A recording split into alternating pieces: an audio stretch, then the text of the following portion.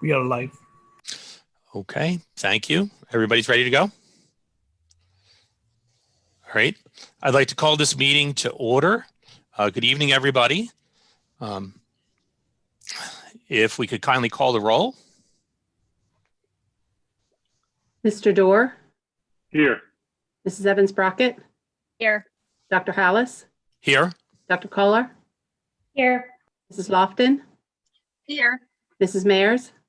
Here. Mrs. Roberts? Here. Dr. Weston? Here. Miss White? Here. All present. Thank you, Mrs. Widener. The action is to approve the agenda as presented, or will be to approve the agenda as presented. I'm sorry, I've been running around tonight. Do we need to do that now? I can't remember. Yes, you okay. asked for a motion to approve. So a motion to approve the agenda, please. So moved. Wait. Second, Master Seconded. Okay, we have a motion and a second. All those in favor? Aye. Aye. All right, thank you. Motion passes. Item 1.04, comments are taken on any topic at this time. Again, please limit comments to 3 minutes. Please let us know your name and where you come from in the school district. And I'll note at this time, we did receive 2 public comments, which will be posted and available to the public. So with that, I see we have one hand up, Mr. Ganesh. Mr. Gale? Yes, thank you. I appreciate the opportunity to speak. My name is Jarrett Gale, Lower Franklin Township, and Frederick Township. First of all, I want to address Dr. Hallis. Jean, I appreciate you letting me speak last week. That said, your lies and disinformation will be disproven on my website. I encourage all members of the public to come visit my website after this meeting to figure out the lies and disinformation you spread to purposely attack me as you did last meeting. So I think it shows as your first meeting as leader of the board how upstanding of a member of the community you are. Second of all, I encourage you to stop making all meetings fully virtual. Every other district has in-person meetings. You're only doing it now to stop people like me from speaking out against you. If you care about democracy, no more virtual meetings. Stop being cowards and face your constituents. We elected you. We deserve to have the right to be able to address you. I would like to address the firing of Dr. Sachs, or the removal of her position as principal, to be more accurate. She was a top performing principal in measured metrics, as well as many other ones that could not be measured, and the board is aware of this. She's a 20-year veteran without any previous disciplinary actions. She's also a former PV student, and Dr. Russell did not follow any procedure based on any sort of legal order, much like the one she's been issuing, sort of closing the schools without any science, data, or facts regarding this here to back it up. There have been many other Facebook public posts by other administrators, teachers, staff, board members, and many others expressed political views, but only one person has been disciplined, Dr. Sachs. Dr. Sachs should be reinstated for the reasons above and the haphazard approach of the board, as well as Dr. Russell. The lawsuits stemming from this are going to be quite expensive, and I wonder if the board has taken this into consideration. Speaking of lawsuits, let's skip over to the board now, and as far as the actions of the parents we are taking to reopen the schools. Not only are we going to file personal lawsuits, and this is not a threat, this is a promise. You know this from me, and I will follow through on my word. We are now going to file personal lawsuits against each and every member of the board for child neglect and abuse, and as well as many other actions because of you've been forcibly locking these children down. In fact, the lockdown now is being called the Dr. Russell Lockdown Death Watch because of the children that are committing suicide regarding this. The actions taken by this board and Dr. Russell are borderline criminal and need to be stopped. These decisions are based on fear and speculation. There is no data and no science. Point to one single study that shows that locking these schools down does anything. You have emails saying that there's community spread, yet you're counting the data from the prisons as well as nursing homes. You're not subtracting that out, and you're not even talking about what you're actually accomplishing here, which is nothing. All the science and data shows that children are safer in the school than out. The expectation is that schools remain open 5 days a week, and we are bringing protests to each one of your houses, homes. We're posting your addresses publicly so everybody's aware of it, and we're going to start that immediately. And if you don't believe us, ask Beth Roberts how it went last week in front of her house with the last board meeting. So we will continue these actions until we have the results that we need, which is children in school the way they are supposed to be. I yield my time. Thank you. There are seem to be no other hands raised at this time. So if we could kindly go to section There's 2. one hand Oh. up, Jean. Okay. Mr. Kendall? Thank you for allowing me to speak. My name is Dave Kendall. I'm from Schwenksville. I attached an analysis to a letter that I sent to the board earlier today that can be found under agenda item 1.04 if any of the public wants to review it. I performed this analysis because of media reports indicating that Dr. Russell believed Dr. Sachs to be, quote, racist. I performed an analysis of publicly available PSSA test data to determine whether the data supported the idea that Dr. Sachs might be a racist. And I'm going to jump right to the conclusions. Anyone who wants to look at the methodology can do so. It is posted in a slideshow attached to that letter. So my summary of findings is as follows. Between 2015 and 2019, under Dr. Sachs' leadership, Evergreen Elementary students have consistently performed better on PSSA exams across all subjects than any other Perk Valley school. Over the same period, Evergreen students belonging to historically underperforming groups have consistently performed better on PSSA exams across all subjects than historically underperforming students in all other Perk Valley schools. Over that same 5-year period, Evergreen averaged the lowest achievement gap between all students and historically underperforming students compared to the other 3 Perk Valley elementary schools. Another finding unrelated to Dr. Sachs, but concerning, is that proficiency in math and science among historically underperforming students in Perk Valley middle schools is low compared to elementary schools, and achievement gaps are high. Now, this data is corroborated by publicly available data on greatschools.org that ranks Evergreen a 9 out of 10 in terms of equity, based in part on Evergreen's stellar test performance among low-income and underserved minority students. So given this information, I would like to know whether Dr. Russell and the board believes Dr. Sachs to be racist. If they do, I would like to see the evidentiary basis for that belief. I would like to know how Dr. Russell and the board concluded that a handful of memes posted on Dr. Sachs' private social media account presented more of a threat to the well-being of Evergreen students than the removal of the principal who oversaw a period of overwhelming academic success during her tenure there. And I would like an explanation as to the low proficiency in math and science among historically underperforming students in PV middle schools, and a description of the district's plan to raise scores and close the achievement gap between these historically underperforming students and all students in these schools. Thank you. Okay, seeing no other hands raised, if we can go to section 2 of the reports, please. The student liaisons report, Mrs. McGovern and Mr. Smith, if you would, please. Not much to report today. Students returned to school after the break, which I gotta say is not our favorite day, but that's okay.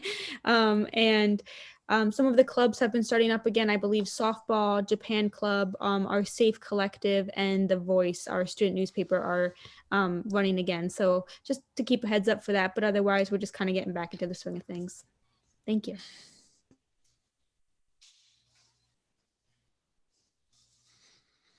And how about Mr. Smith?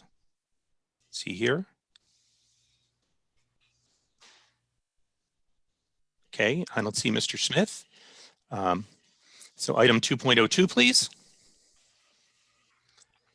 And President's report is relatively short. We met December 21st in executive session to discuss legal matters. And that's it. So item 2.03, Dr. Russell. Thank you, Dr. Hallis. I have a few items that I'd like to touch upon this evening. As you can see on the agenda, I'd like to begin by wishing everyone a happy, healthy new year. Let's hope for some better things in 2021 versus some of those we left behind in 2020. But I do hope that you had an enjoyable holiday season, whatever you may celebrate, and are looking forward to some good things in 21. I'd like to give a shout out to Ms. Debbie Chrisman. She has been awarded a Citation of Excellence from PMEA, and along with some information here about the virtual celebration that was offered, you'll see there are lots of our students, grades 3 through 12, that participated, and along with the recognition, there is the actual award ceremony here. If you zip up to about 40 minutes or so, you'll be introduced to Ms. Chrisman and some of her contributions, and then you'll actually hear some of our students play. So if you're interested, please feel free. This will be posted. And I just want to give a shout out to Ms. Chrisman for her work. And she made it a point to extend thanks for the continued support from the Board of School Directors of Music in the Valley. So I echo that.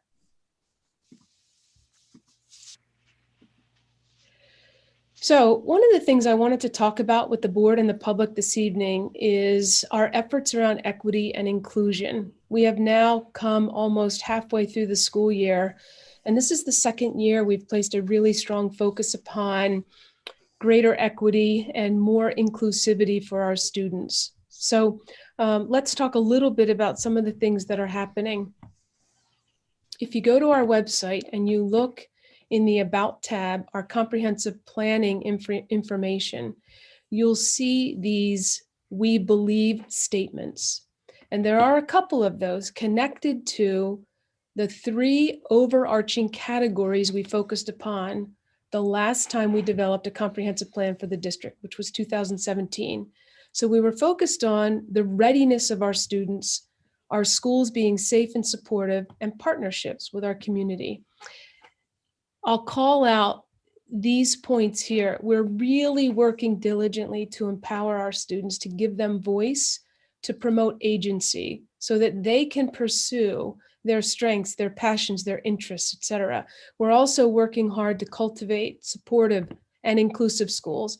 And that inclusive schools not only refers to some of the work that we're doing in special education, it also refers to all students feeling included in their school community, not marginalized. So we're really trying to nurture some of those qualities that we know generate respect for all. So when we think about some of those qualities and some of the considerations that we're now making, we're thinking about the diversity. How do we develop cultural competency? How do we make sure we're offering equitable opportunities to all students? We're respectful. There's a mutual respect. We're empathetic, and we're expressing compassion. All of these qualities together with some of our efforts will help us advance the mission, cultivating inclusive school communities where learners are empowered to grow in all aspects. So where are we headed? What have we been doing? It's about students at the center. Students are the focus. They continue to be the focus. So when we talk about equity and inclusion, it is really about making sure the experiences for our students are equitable and that they feel included. We've talked before about 4 areas of growth that, based upon some work in the past over the year 2019-2020 school year, I should say, we really focused in on some of our policies, curriculum and instruction aspects to some of what we're doing. We raised questions about how we can diversify our staff to provide role models to some of our students, to provide them with individuals that look more like them, and how do we strengthen our community partnerships. And we've spent some time in policy talking about diversity, talking about non-discrimination, and how we report. We've called attention to some of these policies, these procedures in our student handbooks to help make sure individuals are aware of this information and can resort to it if needed. We spend a lot of time talking about curriculum and instruction, and last month when Mrs. Smith provided you with education updates and talked about program planning, this was one of our slides that helped us to know how we're diversifying some of the learning opportunities we set up for our students, looking at some new and different courses, thinking about how we make STEM coursework accessible to all students. And we're really thinking about within those curricula and resources that we develop, and in an ongoing manner, tweak, if you will, and continue to make better. We're thinking about making sure that they are diverse resources, they are diverse curricula, and all are represented. All contributors over time are represented, and role models are there for our students to learn about, learn from. We're looking at audits of some of our literature, some of our libraries, classroom, and our larger libraries. And as an administrative team, we're also focused on culturally responsive teaching. And we have been working with Mrs. Michelle Folks, who is a supervisor for ELA and social studies here. She's leading the administrative team in a book study where we are talking about how we think in a more culturally responsive manner as we work with our students, as well as how the brain works and the science of learning. And this book by Zaretta Hammond has been really informative and insightful in our work. And we are hoping to get to more culturally responsive assignments, activities, assessments across the board, district-wide K-12. I mentioned we're working on diversifying our staff as Mr. Moran continues to acclimate to our district and take on some projects, develop some systems based on what he's learning, our strengths and needs of the district. This is a work in progress, but it is a goal and it continues to be a goal. And I also want to call out some of the community partnership work that we've been doing, and that's morphed a little bit. It's evolved this year to take us from those meetings that we've had as PV Partners for Equity and Inclusion to some focus group conversations that have involved Ursinus representatives, as well as some community representatives who before the start of the school year came forward, and we formed a small group and had conversations about virtual learning and how do we make sure we connect with all students in a virtual environment as we were embarking upon the school year. And we continue to shift back and forth based on some of the things that are happening around us. This was a really insightful group that brought some expertise to the table, very willing to share with some of our administrators. We've met with Ursinus a few times with a focus on mentoring, and we have some mentoring up and running at the middle level and looking to develop that and establish it at the high school level as well. And we've also had some conversations with a parent, Mr. Kelly Jones, and talked about opportunities for students of color. So I've just called out some of these conversations and how they are adding to some of the considerations that we're making as we conduct this work and attempt to move the district forward. So I've called out some of these things. We're seeing an increased connectedness and presence within our community and extending some of those relationships for the purpose of improving some of the experiences of our students. This is a summary slide. When we met with Mr. Jones, we talked about opportunities for students of color, trying to really figure out how we avoid them feeling marginalized and instead included. The mentoring is something that we've mentioned and worked on with Ursinus. We also talked about starting a chapter of the National Society of Black Engineers. And we need a representative for that. I continue to work with Mr. Jones and Mr. Mitchell on how we might move that forward. That would be an exciting endeavor for Perkiomen Valley to take on. We've also partnered with some other agencies in our community that have really offered some important assistance right now. The Life After Trauma organization is working on the mental health and well-being of not only our staff, but is now looking to support parents that are interested in that.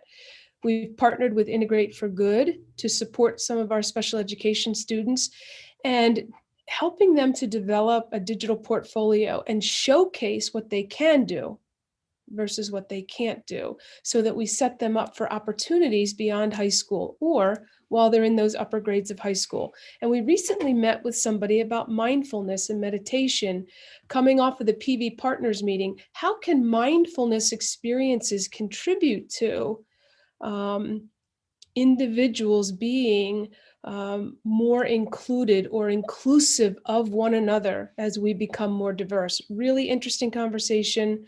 And we're looking to develop this further. This is a community member who reached out and offered to partner with the school district and offer mindfulness. Looking forward to that as well. I wanted to talk a little bit too about the two consultants that we've partnered with this year. Mr. Arthur Mitchell is a name that you've heard before. And we worked with Mr. Mitchell last year. He focused on the administrative team with the idea that this year we would extend those conversations to staff.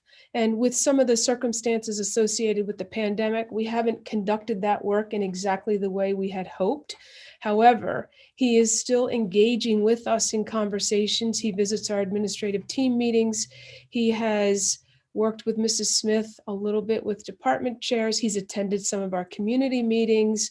He continues to offer insights around curriculum and instruction. And he's also planted seeds around equity advocates and administering a survey. So I have those in bold font because I just want to take a few extra minutes with those. So what are equity advocates? As we think about a greater awareness of diversity and a deeper understanding of cultural differences, what can really be supportive as we extend these conversations to our staff is to have staff leading and facilitating some of the conversations. So we've referred to these individuals, these teacher leaders, as equity advocates. And we put out an invitation to our staff in all of our buildings, and we got quite a response. And in fact, it was really wonderful to see. And we have a diverse response. So we have social workers, we have teachers, we have specialists interested in participating in these conversations and helping to lead them or contribute in some way. We don't certainly want to put anybody in a difficult position because some of these conversations can be very challenging. However, the response that we got was really nice to see.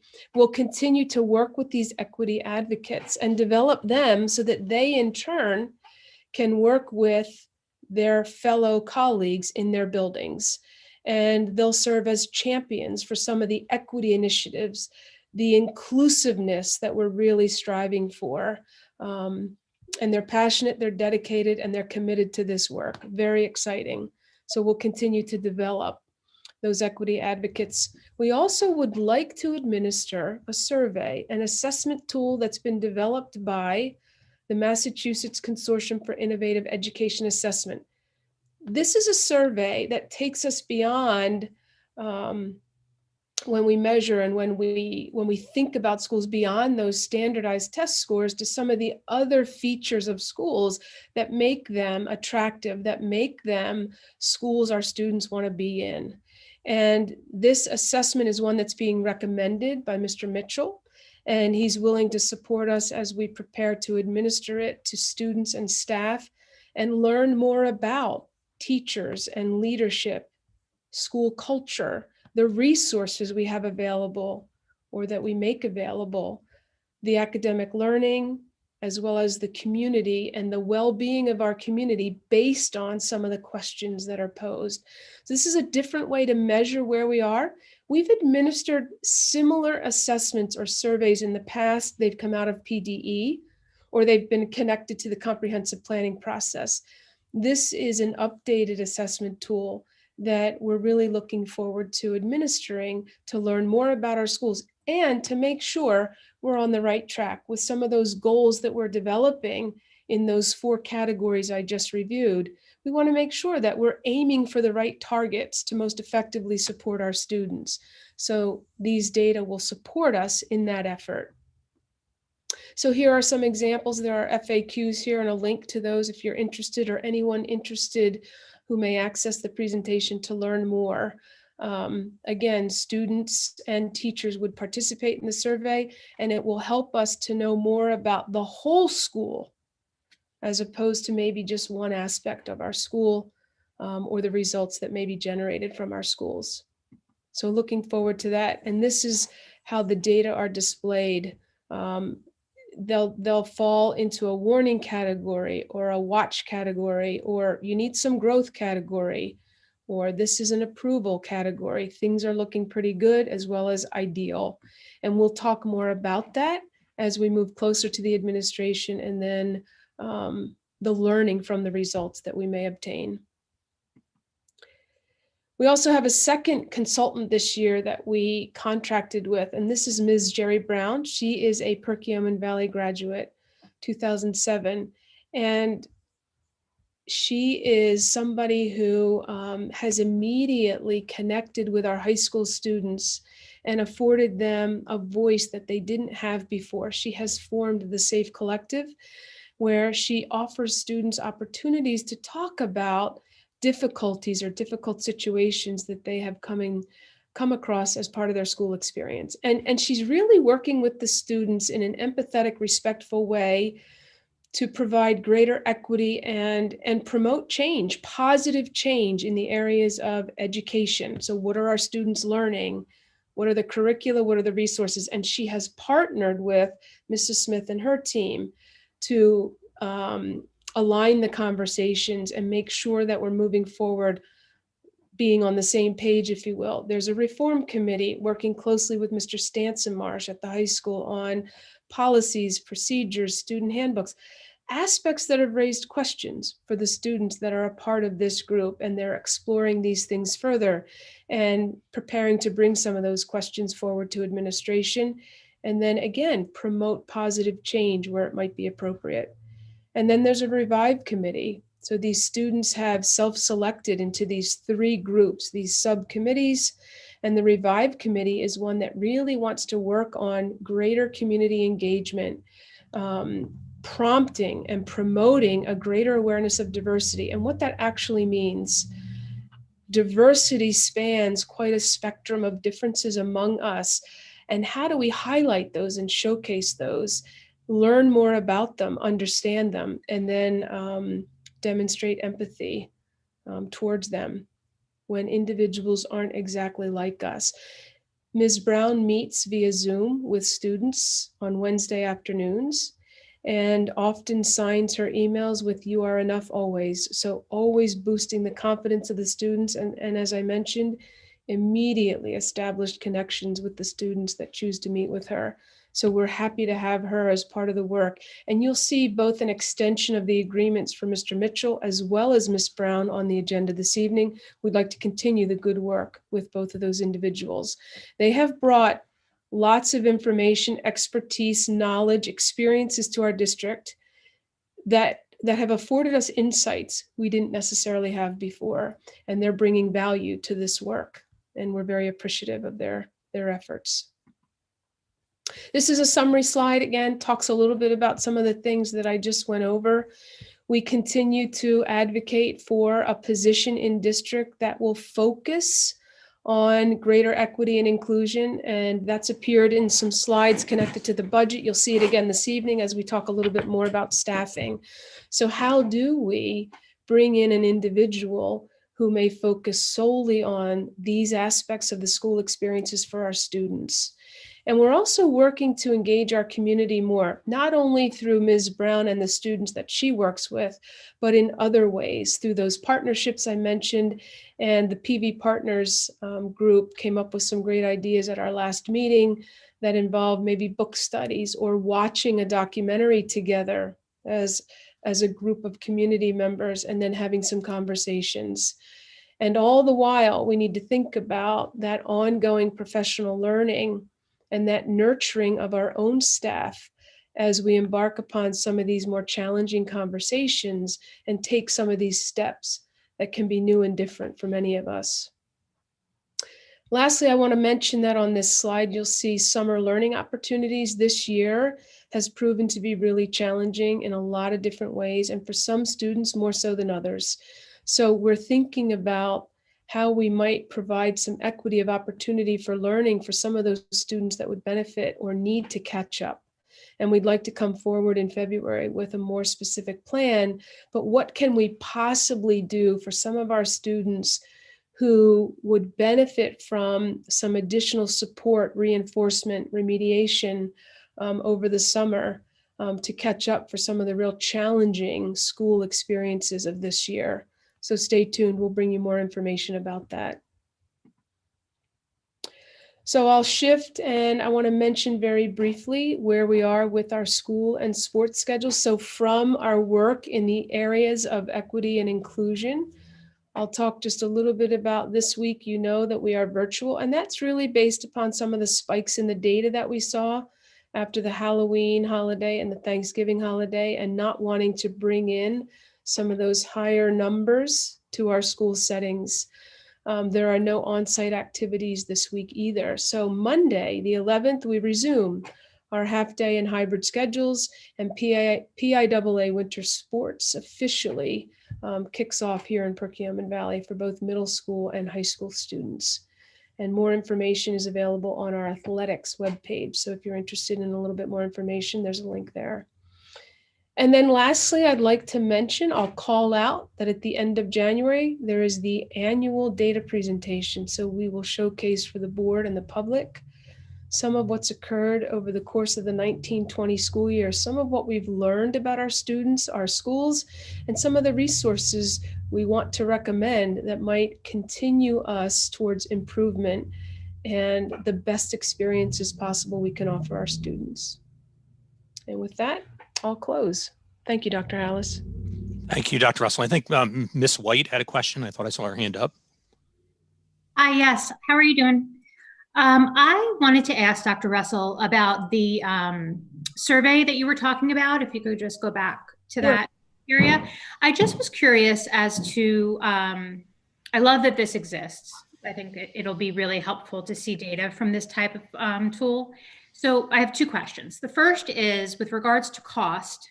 What does that look like, and what avenue could we go down to pay for? Is it something that we can pay for with a grant, or is it something that we would just allocate, budget for with regards to like our testing budget, or like I said about the grant? And then the second part of my question is, how do you see this? I think it's slide 25. How do you see this data marrying to the data that we gather from PBIS? And how will you use the two together?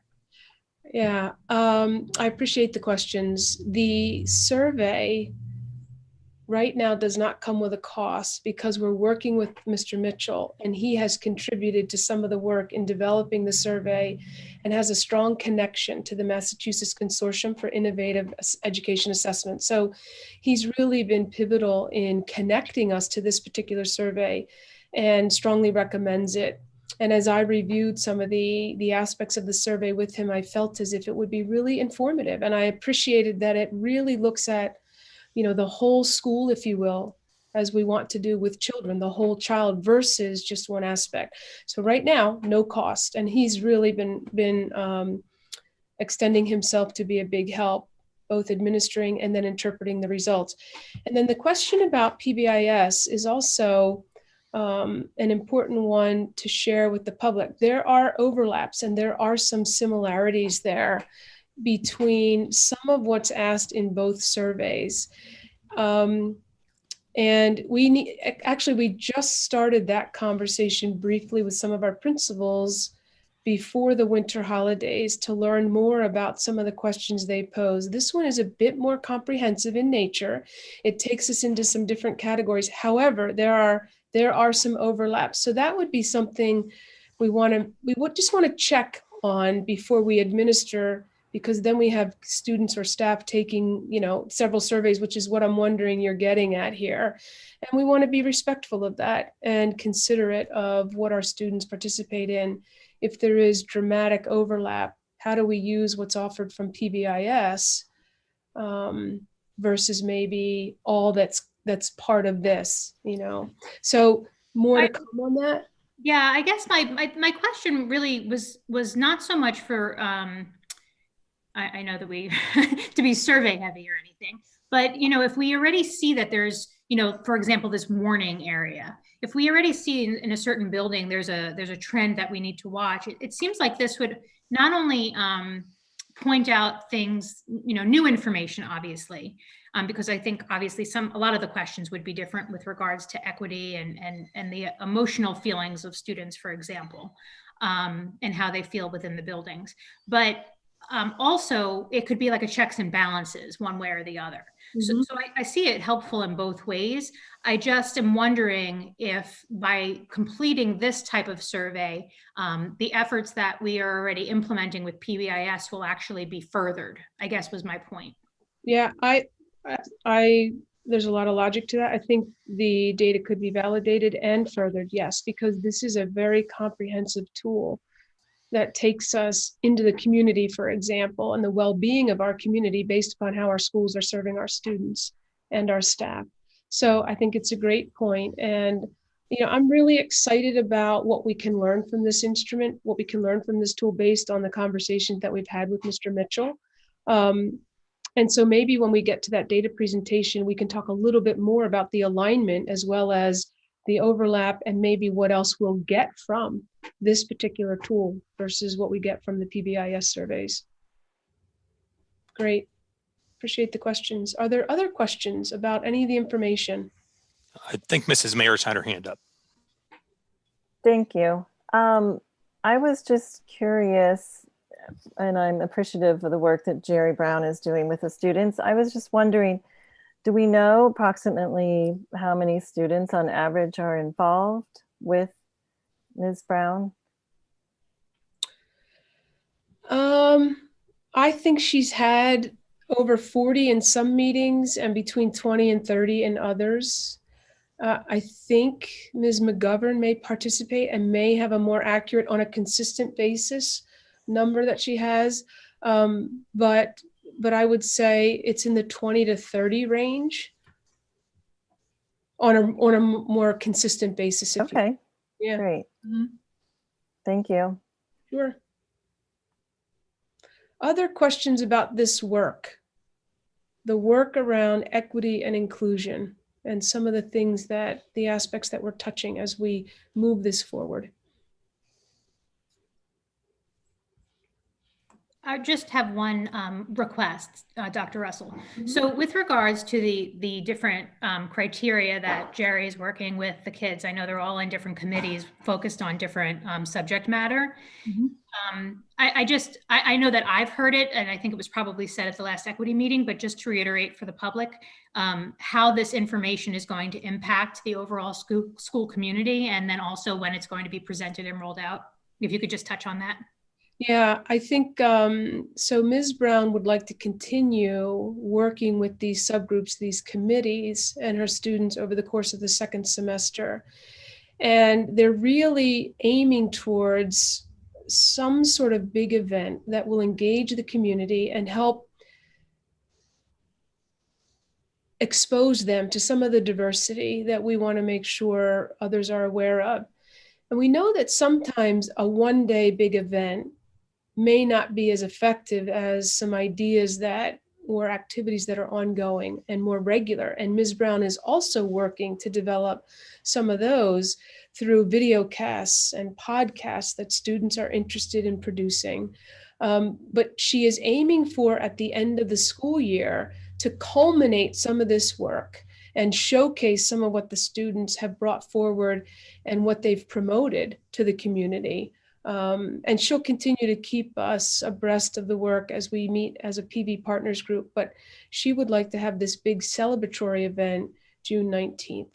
And that signifies some really important events that she wants to complement with some of the activities that the students are organizing. All the while, as we aim towards some of those engaging activities and that revival day, if you will, that big activity. And we've talked before in some of our group meetings, PV Partners isn't necessarily a committee. It is a group that meets fairly regularly. The Wellness Committee has also touched upon this. I wanted to make sure the board and public had the bigger picture view. But Ms. Brown is also looking to make sure that as we aim towards changes in education, the curriculum, the resources, that those lines of communication continue with our curriculum team and our staff. And as we talk about policies, procedures, handbooks, again, those lines of communication remain open. And these conversations will continue through the second half of the year. And she's really given the students a level of autonomy and tasked them with doing some of the research around the why of even bringing something up and the how of changing it. And then the why again of the purpose for that change and the benefits to students. So she's really pushing them in ways that I think they haven't experienced before in conversations like these. So the conversations will continue. We'll continue to update. And by the end of the school year, should be able to present similar to what we did with Mr. Mitchell. I would envision both of them presenting and sharing some of the work that was accomplished this year and the steps that we've taken forward.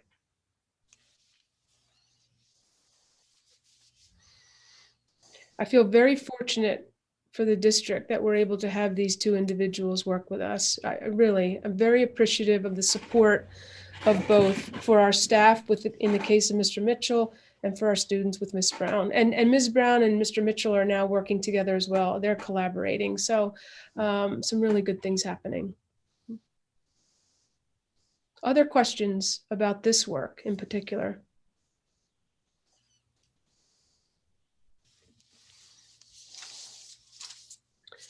Okay. Thank you, Dr. Hallis. I will shift out. Thank you, Dr. Russell.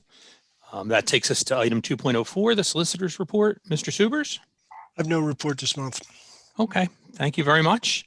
Item 2.05, board and district committee reports. I don't know if any board members have anything to offer. I know, for at least things like the MCIU that I'm involved with, it's been very, very quiet for the most part. But if anybody has anything to offer, please feel free to do so. Okay, and that takes us to section 3, comments in the consent agenda. Comments on any agenda items are taken at this time. And it looks like we have one hand up, Mr. Ganesh. Mr. Gale? Yes, hi. My comments do pertain to the agenda as it pertains to the schools being opened or closed and locked down. So stated briefly, the children are hardening themselves. 6 have literally taken their own lives in the past 2 months in Montgomery County. Dr. Russell and the board are acutely aware of this. Locking down any further is paramount to child abuse and is borderline criminal. You will be held responsible, all of you, each and every single one. Where is the data and the science that shows that locking down the schools accomplishes anything? The emails simply say the community numbers are high. Where is a single study that shows locking down the schools reduces community transmission? You have none because there are none. Stop including nursing home and prison data into numbers when making decisions into locking down of our kids. Excuse me, Mr. Gale, was this anything new? This is what you offered. I'm reclaiming my time, thank you. Stop. Yeah, and Mr. Gale. I'm reclaiming my time, thank you. No, Mr. Gale, you are repeating yourself. It's an educational environment and decisions. You are right, Mr. Gale, and you are repeating yourself. Show us the numbers and your efforts have any positive effect other than harming our kids. The expectations of the schools we pay for must remain open 5 days a week, full time for those that choose so. Many other districts in our community, both public and private, have accomplished this. PV needs to do this now. Anything short of that is not abiding by science, data, and facts. If you want to lock the schools down, it can only be done with scientific proof showing the desired effects that have any sort of likelihood of achieving the effect of locking the schools down. We are ramping up our protests due to the negligence and mismanagement of Dr. Russell and the board. The events we've held so far at Beth Roberts and Dr. Russell's house are just the beginning, not the end. We have well over 6,000 parents in our group, and we've been posting all elected officials' addresses online and encouraging as many public protests of their homes as much as it takes to open the schools. We will be bringing body bags to each of the protests, one for each of the children that have taken their own lives since lockdowns have begun. For every single day the school remains locked down, each and every one of you has blood in your hands, and we will be calling out at every opportunity. We're now filing lawsuits not against the PV school system, but each of the sitting board members, as well as Dr. Russell personally, due to the hands that you all have in the deaths of children. You are all personally responsible, and the courts will hold you so accountable. For every day the schools are locked down, we are calling on Dr. Russell to donate her paycheck to a charity fighting child abuse. This should be done for every single person involved in making such myopic orders. It's 3 minutes up. Not quite. Dr. Russell locked down Death Watch due to her negligence and sheer lack of care for the unintended consequences when she's painfully— Mr. Gale, this doesn't relate to an agenda item. It relates to the agenda of keeping the schools open. Please stop interrupting my time. I will reclaim my time. Thank you. But Mr. Gale, what you're asserting as part of the agenda is not part of the agenda. So the schools not being open is not part of the agenda. Clearly, obviously, that doesn't matter to you guys. Thank you for making that painfully obvious. I received my time. Okay. You're almost out of time. Please be aware of that.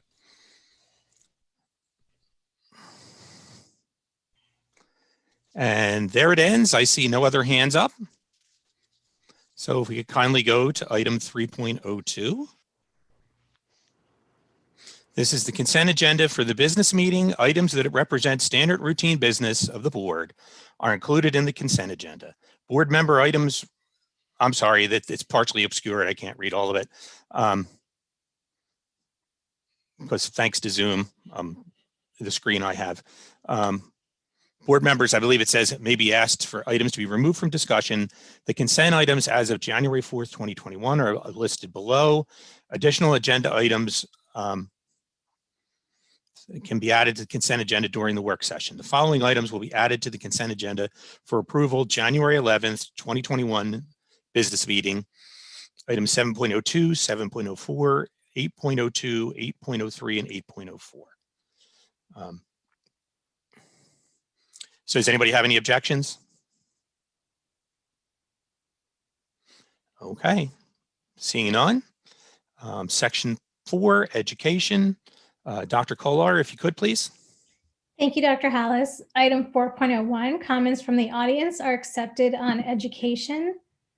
I don't believe we have any hands up for the education section of the agenda. Oh, Mr. Gale has his hand up again. Mr. Ganesh? Mr. Gale? Yes, thank you. I appreciate this. I furthermore appreciate no more interruptions while I'm speaking. This does pertain to the education because the education of our children is suffering due to the lockdowns. Not only as the Barbara Russell Death Watch lockdown. Mr. Gale, I would ask you to address the specific education. Mr. Shivers, please stop interrupting me and wipe the smirk off of all of your faces. Everybody here can see the smirks on your faces. So I hope you're all proud of the image that you're portraying to our children. All of you should be ashamed of yourselves. All of you should be shameful. None of you are, and that's the sad thing is, I'm here fighting for our kids. You seem to think it's personal. I could give two rats' butts about any of one of you personally. This is about our children and making sure our children are not being harmed anymore, and you all are directly responsible for it. You absolutely are aware of the dangers of these lockdowns, and you continue to force them on our children with the undue harm on them. So stop doing this. Mr. Subers, you also will be included in the lawsuits as well, too, because you are contributing to the death of our children. Multiple children have taken their lives. Does that matter to you? Mr. Gale, you want to have a dialogue? Let's have a real dialogue. Let's actually discuss this. Making it painfully obvious you don't care about the children. You just don't. None of you do. So we're going to get all of our parents together about education, comments on education, to have our children be able to have an actual real education in person and in school. And that is our goal. So we are coming with our protests. We're going to be loud and we're going to be fierce and we're going to be in front of each one of your homes, and all of your addresses will be posted online because you are publicly elected officials, and we are encouraging everybody to show up with body bags of all the children that have taken their own lives due to the lockdowns that you continually want to impose. So keep it up. Keep trying to silence us. We will continue to speak out louder and more forcefully every single time. So every time you try this stunt by trying to cut people off, we will make sure that we have more and more people log on in order to refute your myopic and draconian orders you continually order time and time again. Now, you need to stop this nonsense and hold meetings in person, because unfortunately, you try to do this virtually where nobody can speak. You try to cut people off instead of doing it in person. So why don't you have the nerve to do what the other districts do and have in-person meetings? Or are you too afraid of us? That's what it really comes down to. You don't like speech that you don't like. You don't want anybody to hear it, as you did with Dr. Sachs. You fired her, or I'm sorry, demoted her to a teaching assistant position. Mr. Gale, illegally and without due process, because you don't like her speech. You don't like my speech, as you're trying to interrupt me right now. Now, Mr. Gale, I'm trying to follow the agenda and follow the public participation rules as articulated by the board. And so then why didn't you give me my time back when I was cut off earlier, when I had any public Mr. Gale, at this point, we're accepting public comments on the education agenda. Okay. And you have not identified any item on the education agenda that you would like to comment on. Open. That's not on the education. Well, that says a lot about the board, doesn't it? I cede my time. Thank you. Okay. If you could continue, please, Miss or Dr. Kolar. Sure. I do not see any other hands raised for public comments, so we will move on to item 4.02, the education update, which will be provided by Mrs. Smith. Good evening, everyone, and Happy New Year. Dr. Boyd and I are going to tag team a little bit on this evening's presentation. We have 4 topics to share with you this evening. Some update on curriculum pilots, a discussion on the instructional calendar for next year, and then we'll get into enrollments, both regular education and special education. So for our curriculum pilots, these 3 that you see on the screen, Into Reading, Newsella, and Gizmos, should not be new to you. We presented earlier in the year on these 3 in these particular areas. They're still ongoing. We will be wrapping up the Into Reading in the relatively near future and be presenting to our education committee. So those are continue to be ongoing. We will bring back to the board at the end of the year if any of them we are recommending for adoption. There are two additional ones on the next slide. As you know, we are in the midst of continuing our review on biology and earth space science, and we'll be bringing new curriculum to the board the end of this school year. We are also, in addition to gizmos, piloting these two resources. So our secondary science teachers in these areas will be receiving some professional development and materials and evaluating them throughout the year, both from Discovery and Houghton Mifflin Harcourt. So more to come on those, but just keeping you informed on new resources we're looking at. The next slide gets into the calendar. So I'd like to give you a short update on the Empower Days. You've seen this slide before, just a refresher of the intent of the Empower Days as we presented them, this asynchronous day really to support students, empower them, and to empower our staff. The next slide shows kind of a recap of where we've been. This has been something you have been hearing about from us since November. We've talked in Education Committee, and we had initially aimed to implement and try this in December. But as we all know, with the holidays and the increases in cases, we had many changes to our instructional models in December and felt like it just wasn't the right timing to be moving forward with this type of day for our students at this time. And we've certainly received some mixed feedback, some from our community. As we know, we want our students to be in school. But we also recognize the need that our staff have expressed in this area and the time to collaborate and plan together as they are redesigning and connect with students individually and in a small group. So we're trying to strike that balance to that. So at this point in time, we're going to revisit this in February and in March and possibly consider having a day in February, maybe a day or two in March to have an Empower Day and see how that goes and the benefits that we are hoping to see and experience for both our students and our staff. But in the interim, we are working on, Mrs. Folks will be presenting a short professional development for our staff on developing meaningful asynchronous activities for our students because one of the options for our inclement weather days is also the possibility of holding an asynchronous day. So regardless of the Empower Days, we want to make sure that our staff is prepared. We also have upcoming half days on January 12th and February 9th where we will be dedicating those afternoons to our staff to have the ability to collaborate, to plan, lesson design with their colleagues on those afternoons and really empowering them during that time. As well as for our high school staff only, we are administering the PSAT on January 26th. That is something that we administer every year to upwards of 500 students.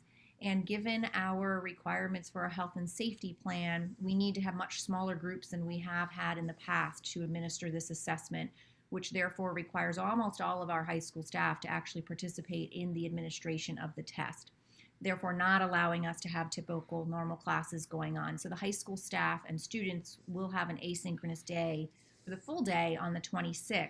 Those students taking the PSAT will report to school 7 to about 12. They take the assessment. And then our staff in the afternoon will have the opportunity for that collaboration and preparation. So somewhat of looking for a compromise here or a way to meet the needs of both our students and our staff. Those are our ideas for the next month or two. And then, as I said, we'll revisit in February possibly the idea of the Empower Day. Mrs. Smith, I just received a message that some people are having some difficulty hearing you. So if you could speak up a little bit, I'm not sure how extensive it is, but I did get a text about that. Okay, is that a little bit better? Let me see if I can just double check. I had a little space heater on here, so I turned that off. I don't know if that was muting anything. Yeah, okay, let's move forward and we'll see if we hear it. No, he's saying it's not any better. I don't know if you can get closer to the mic at all. Are you further than you normally are from the mic? No. Okay. Well, maybe you could just use that projecting voice that you have and I'll try to project more. Thank you. All right. All right, so moving on to the instructional calendar then. It's the time of year where we begin to look at the next year's instructional calendar. And while we made lots of changes to this year's calendar in terms of start date, next year's a little bit tricky as well. A couple of things to consider, and then we are looking for some input from our board. Our tentative last day of school of this year for our staff is June 23rd. That's a bit later than we're used to. We are also hoping to continue and required to continue some of our summer programming. Extended school year for our special education students is required. We have a Title I LIFT program that we would love to offer again this year, and we are considering other opportunities, as you heard Dr. Russell express, for summer programming. And we're feeling like our summer's getting a little bit short to be able to offer those programs. We're recognizing that we could start as early as June 28th and probably continue through the week of August 9th. That brings us then to where should the start of the school be? And it's a unique year in that the Rosh Hashanah holiday falls immediately after the Labor Day holiday. So that would make a 4-day weekend there, as well as Christmas is on a Saturday this particular year. So on the next slide, you'll see 2 ideas that we have come up with for different drafts, and they are attached to the agenda under the education updates today. Dr. Russell, if you could advance, there we go. So we've presented 2 drafts to you. They are relatively similar except for mainly the start and end dates. The first draft does delay the start of the school year until after the Labor Day and Rosh Hashanah holiday, so it would be a start on Wednesday, September 8th, which puts us with a last student day of June 20th. That does include 3 built-in snow days as we have typically done. The second draft sticks to what we've been doing the last couple of years, which is a start prior to Labor Day, the Monday before Labor Day being August 30th. Just puts a 4-day weekend in there then around Labor Day and Rosh Hashanah, but it does end us on June 14th. Both of them include the same holidays. Last year, the board had the desire to also include December 23rd as part of that winter break holiday, and so I did include that again. The only other change that is part of the schedules you see is we have 3 flex days built into our calendar every year. Typically, they fall on Columbus Day, the primary election day in May, and usually at the very end of the year. And we are proposing taking the one at the end of the year and putting it at the beginning of the year, actually before students come in. Flex days are days where teachers can receive professional development, and we feel like having it at the beginning of the year as an opportunity for staff to partake in PD will really benefit us more during the year than having it at the end of the year, where only a few teachers still might need professional development to fulfill their flex. So you'll see those 2. I did have an informal meeting with department chairs today. Many of them do prefer to maintain a draft 2 with a start prior to Labor Day.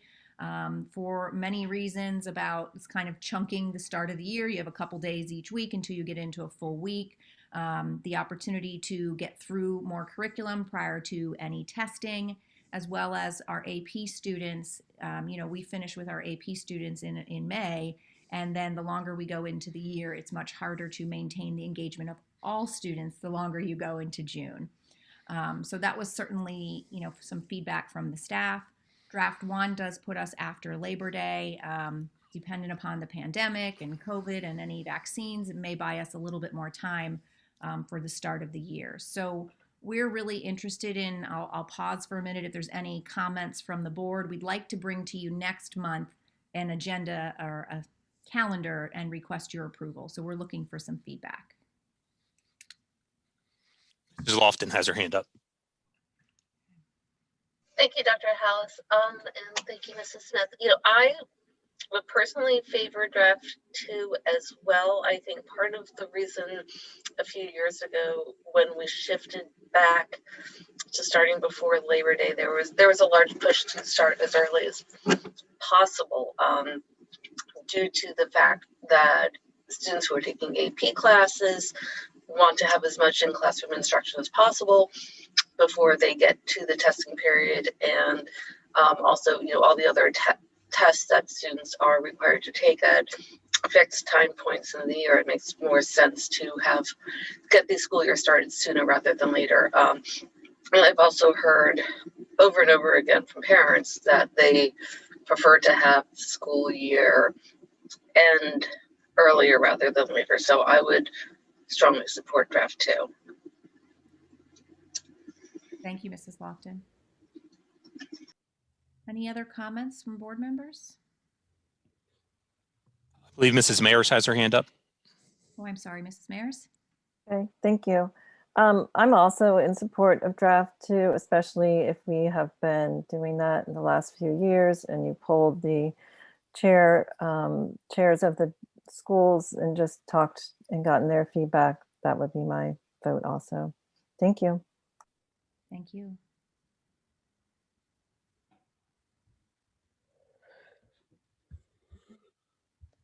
Well, hearing no other comments, feel free to let Dr. Russell or I know if you have thoughts as we progress into next month, but we will make some revisions. You can look over the 2 drafts and share any feedback with us prior to February.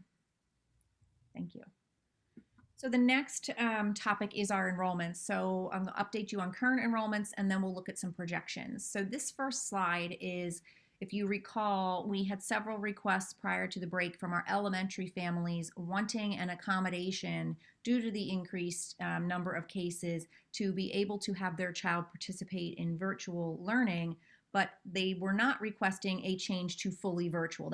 They did not want a long-term solution. And so we worked together with our teachers and some additional technology to create this opportunity for them.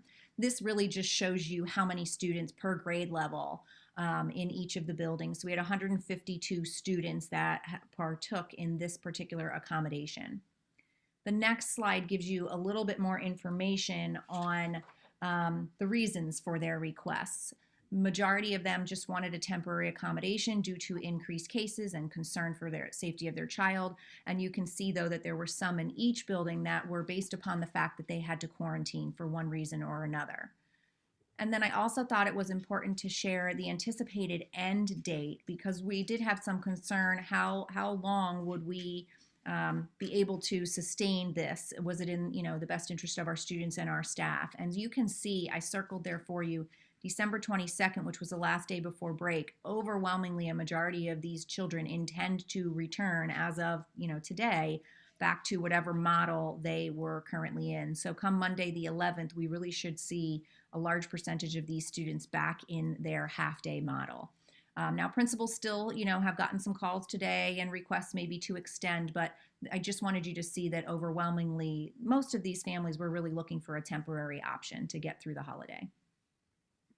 Moving on then, I wanted to highlight for you, we have enrollment this year has been really intricate, and each month I feel like we keep adjusting the enrollment report to more fine-tune it and get to the information that we want. And Mrs. Widener has been crucial in helping to collect this. We will be, I believe it is our intention to have the enrollment reports ready for the first meeting of the month, as that way I can include any updates in the education updates or explain any changes. So I just wanted to point out on this month's enrollment report, which is up to date as of today, we made a couple of adjustments. You will now see for each school by grade level, that area on the left that's circled in red, we're giving you the half-day totals, the virtual voyage totals, and the PV virtual totals for each of the buildings in each grade level, and then a full total for the entire grade level, all of our students regardless of which model. And on the bottom right, we have updated that virtual voyage chart to reflect where the full-time paraprofessionals are. And we've noted only are we depicting here the full-time paraprofessionals. But I do want to point out that we have many part-time paraprofessionals that push in and out of classes across the K-5, whether that be in the half-day model or the virtual voyage. So there may be places in the virtual voyage here where you might think, well, that number's a little higher, but there may be part-time support there. We would have highlighted many of the sections had we done that, but we chose just to include the full-time. So the next slide just shows you a change to the secondary enrollment report. You'll notice at the bottom of it, we've now for middle school, similarly to on the elementary slide, pulled out for you the virtual voyage numbers, the hybrid numbers, and then being able to show you a total. So again, just really fine tuning what the report looks like for you.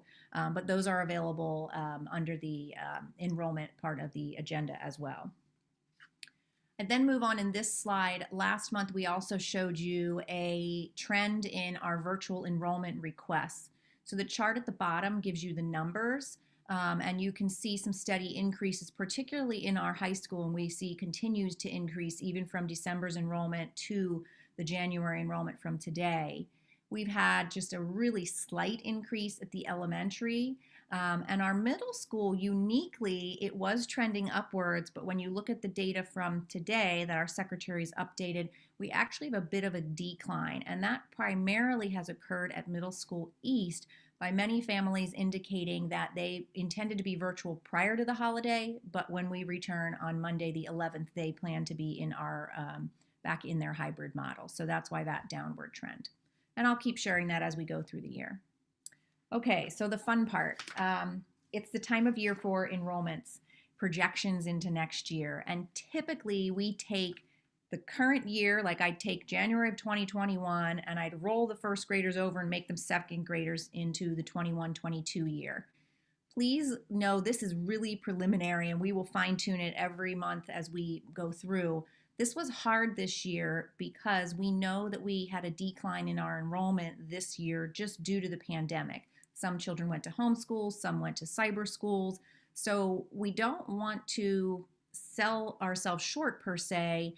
So we're trying to take a very conservative approach to projecting what our numbers will be next year so that we don't reduce staff and then see that these students have returned to us.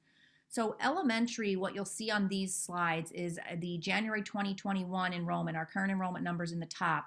And then on the bottom, you will see our projections for next year. However, the caveat is that I also use the October 2019 enrollment data, and October is typically our state reporting enrollment. I used October 2019 and compared that to the January 2021 and took the higher of the two. I'm a math geek. I love tables, so hopefully it's making a little bit of sense to you. But so we projected on the conservative side the numbers that are there. And then we used our policy guidelines for class size to put each grade level within kind of the class size guidelines. So you'll see circled at the bottom are the projections for any changes in staffing from currently what we have to what we would be projecting for next year. So you'll see, as we've seen the trend in past years, the declining enrollment, a decline in the staff that may be necessary to service our students in general education at the elementary level. You'll see 4.5 positions here for the elementary. The middle school is on the next slide here. And very similarly, I did October 2019, October 2020, and January 2021, made those projections and then went with the highest number. So to make it more realistic, if you look at 8th grade, you'll see the highest number of 254 students based upon the October 2020 projection. Putting that in 10 sections gives us a class size of 25.4. So again, we tried to keep these all within our policy guidelines. I would like to point out for you that middle school scheduling is a bit more difficult than the elementary in that it's not as easy to just divide by a certain number of sections because certifications come into play in 7th and 8th grade. They have to have a secondary cert in the area in which they are teaching, and very few staff members hold multiple certifications. So you have to have in 7th and 8th grade an even number of sections. So if you look at that 7th grade at 27, we typically don't like to project out at 27. But if we change that to a 9, we really can't do that because we couldn't make 3-person teams. You don't have the right certifications to do that. So it does become a little bit tricky. We're proposing here a decrease of 2 staff at East, but we'll need to pay real close attention to that as we move forward to see if our certifications, if we can make this work or not, or if we need to bump to the 10 sections there as we currently have. You'll see similarly for West here, we always try to keep comparable class sizes across East and West. So that was part of our thinking as we looked through. So you'll see a similar around a 27 in 7th grade again, still within our class size guidelines. And then the other grade levels are comparable.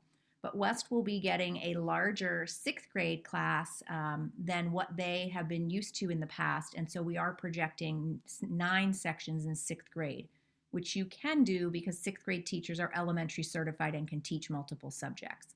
So this is actually an increase of 1 at the middle school, at Middle School West, sorry. High school is really, it's a different scheduling beast, but it's somewhat easier in projections because we don't project out into sections or into homerooms per se as we do in the K-8. And if you look at our enrollment numbers, Interestingly, the October 2019 enrollment is identical to the January 2021 enrollment of 1,803 students. So while the grades fluctuate a little bit, like up to a maximum of 25, we're not seeing drastic changes at the high school in terms of overall enrollment. And we won't know more until Dr. Moss and the high school administration goes through scheduling and we see the courses that students are requesting in each department, if there's any anticipated staffing requests in the general education classes at the high school.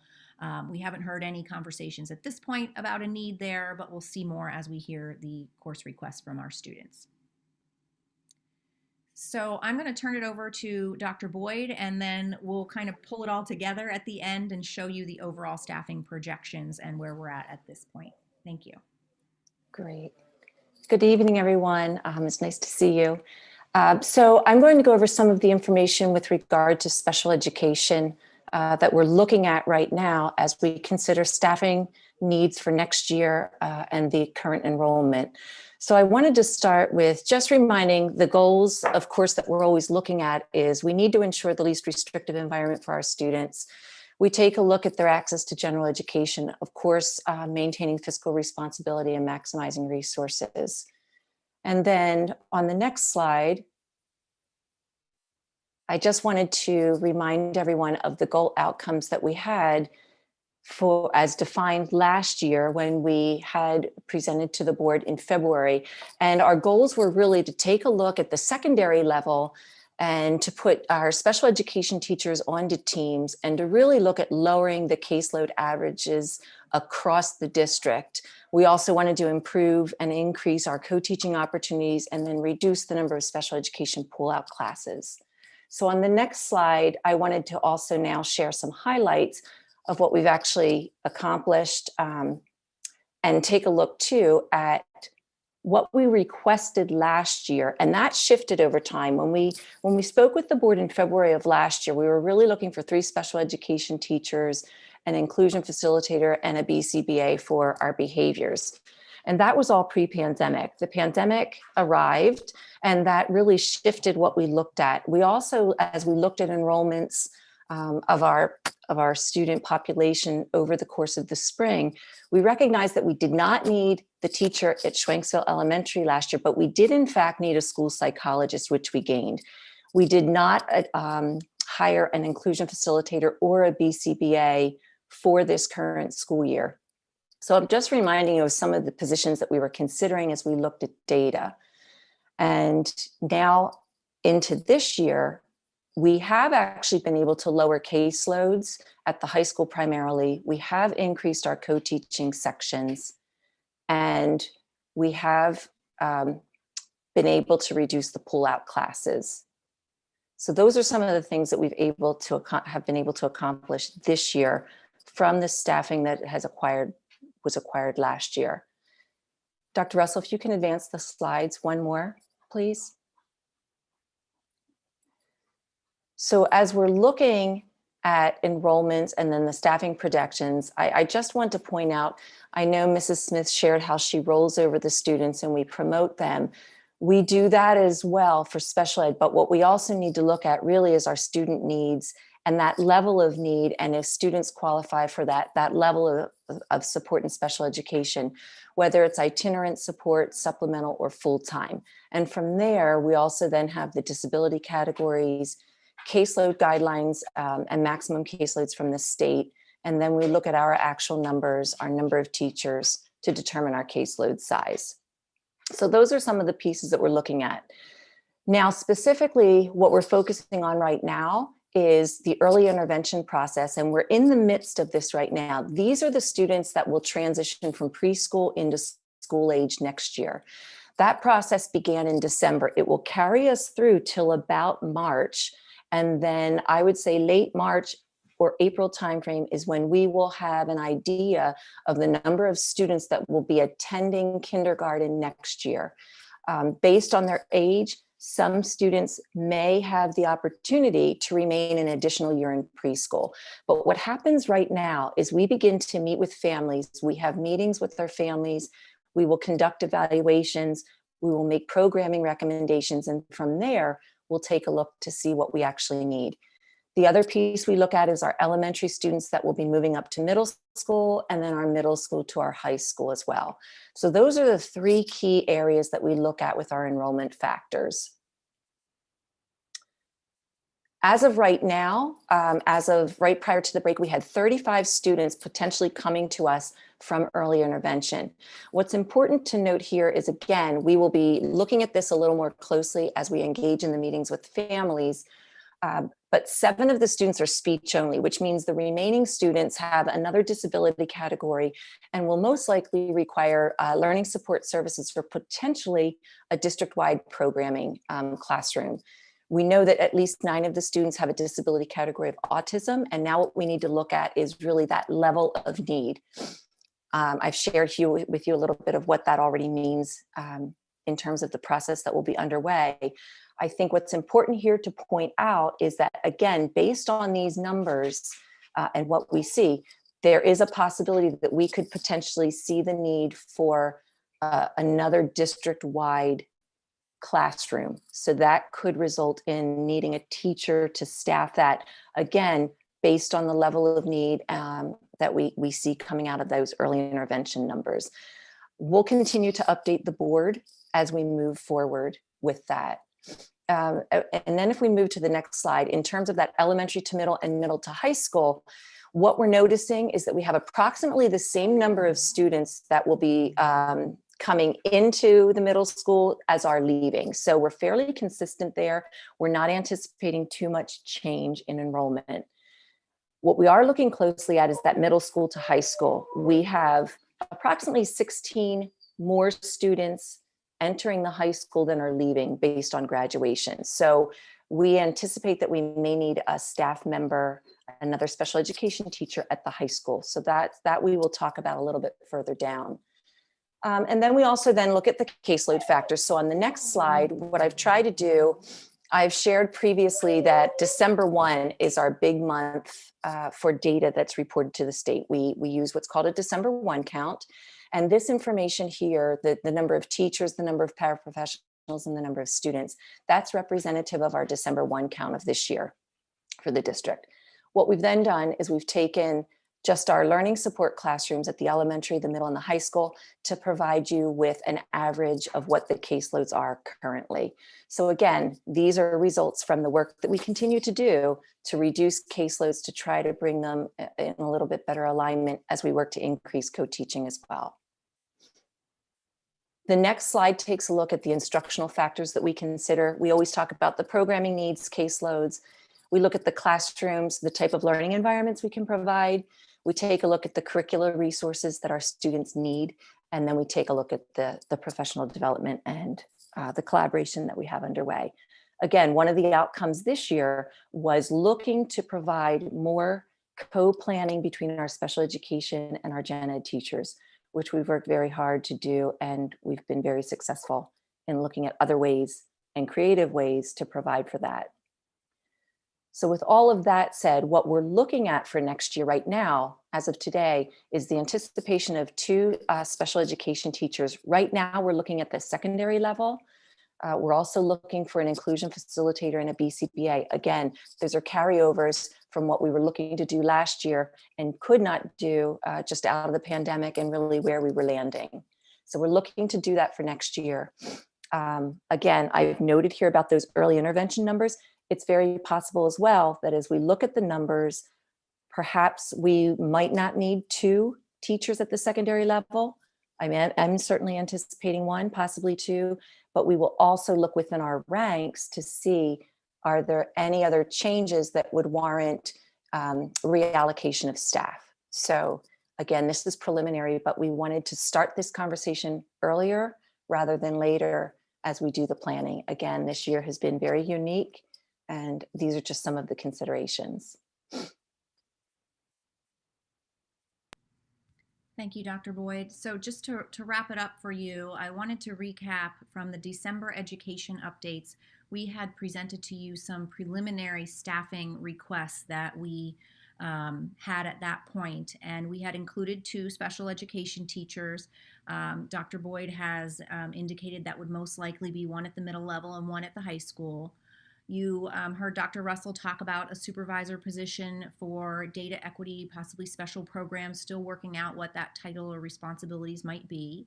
The inclusion facilitator that Dr. Boyd referenced, and we continue to work on the middle school health curriculum as a separate course. And that would again drive out 2 positions that we had considered in the budget last year. And again, similarly to special ed with the pandemic, we had for last year did not include them. Those positions, so there's 5 there, are included in the budget presentation that Mr. Weaver made in December as well, includes those additional 5. So tonight we have added to our list in some way in that the potential or the possibility of that additional district-wide program based upon the early intervention that Dr. Boyd just spoke about, and the BCBA that again we had requested last year but were unable to fulfill last year. So that adds an additional 2 potential there. It will be dependent upon lots of things. As you heard Dr. Boyd say, we may have resignations, we may have retirements, we might be able to attrition positions or reallocate. So there's definitely a lot more work. This is very preliminary. But the next slide gives you kind of a real summary of the positions. So the projected staffing change based upon enrollment is in the middle column by each level. That decrease of 1 for the overall middle school. There were 2 decreases at East, but an add at West for a net of a declining of 1. The elementary level, if you added it up, was 4.5 positions that we felt could be a reduction. But you'll notice that I only listed 3.5 of them here, because 1 position, if you recall, because of our modes this year, we actually added a position to fulfill the virtual voyage 2.0 because of our class sizes, and that was a temporary position. So we actually only net 3.5 positions out of the elementary for a total net of 4.5 positions that we can either reallocate to fulfill the positions that we're looking for or attrition as we move forward. The anticipated staffing requests are on the right. The high school's 1 is for special education. The middle school is the 2 health and 1 special ed. The elementary is that possibility of the autistic program. And then the district level is where I represented the BCBA, the inclusion facilitator, and the supervisor position. But when you put that all together, it's an add of a 3.5 at this point in time. And again, that's probably going to change. But remember, Mr. Weaver's budget included 5 positions. So even with the all of these added, we're in pretty good position right now in terms of finances and staffing coming together. So that would be our net at this point. And each month I'll continue to update you on what changes or where we've come to with that. So I think that's really it from our presentation. Dr. Boyd and I are happy to answer any questions that you may have. Mrs. Lofton, I see your hand is up. Thank you, Mrs. Smith. So I appreciate everything that was shared here tonight. The one question I have is that relates to one of the other discussions that we had last year that also got derailed by the pandemic, and that relates to our elementary specials. We had talked a lot about which specials made sense to potentially combine, what there was just a lot of discussion, and I see you nodding, and so I don't want to rehash everything. But so I know that we had said kind of put that on pause, due to the circumstances of the year, and that we were going to revisit that this year and possibly look at how that could impact our elementary special lineup. And then I know this year now, I believe I know I saw something that the technology special teachers are now working more in a support role to the other teachers rather than delivering a special per se. I can't remember if that was just something that was an idea floated or if that was being implemented. But anyway, I know that a lot of things have been in flux, but I'm just curious where we are with our elementary special discussion, and will that impact our staffing needs? Sure. I knew this would come back around, and thank you for bringing it So let me first address the course that we have, which is called Explorations, which is what you referred to as our technology Right. teachers.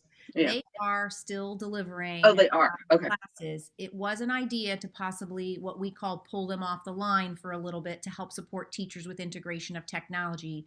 But we didn't feel that that was necessary at this point in time. But I will, be transparent and let you know that there are days maybe here or there where the building, whether it's for sub reasons or we need to support some tech integration, that maybe they have an asynchronous day for their exploration special while that teacher can be able to support. But for the most part, they're providing the synchronous special like the other specials. But to get back to the bigger plan, you are correct in that we intended to revisit that this year. I am hoping to talk with the elementary principals this month at our level meeting to revisit that. If you recall last year, the final recommendation that came out of all of that was to actually combine the explorations and the library special into one, allowing us to have a full wellness special, but that does require 2 additional wellness teachers. And when the pandemic hit, similarly to the special ed conversation, we indicated at that time that that was not a priority in our budgeting. And so we went with this kind of compromise where wellness increased to 15 lessons. So I will revisit that with the principals and make sure to provide an update on where we're thinking in our February education updates. But I don't have an update for you tonight on that, but I'll get some information.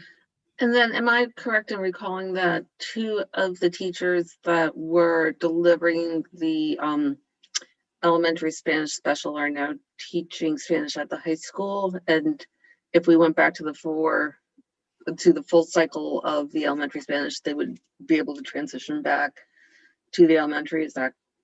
So we did reallocate 2 of those positions, and Dr. Russell, correct me if I'm wrong here, one went to the high school. I believe the other one went to ELD because they had an ELD certification.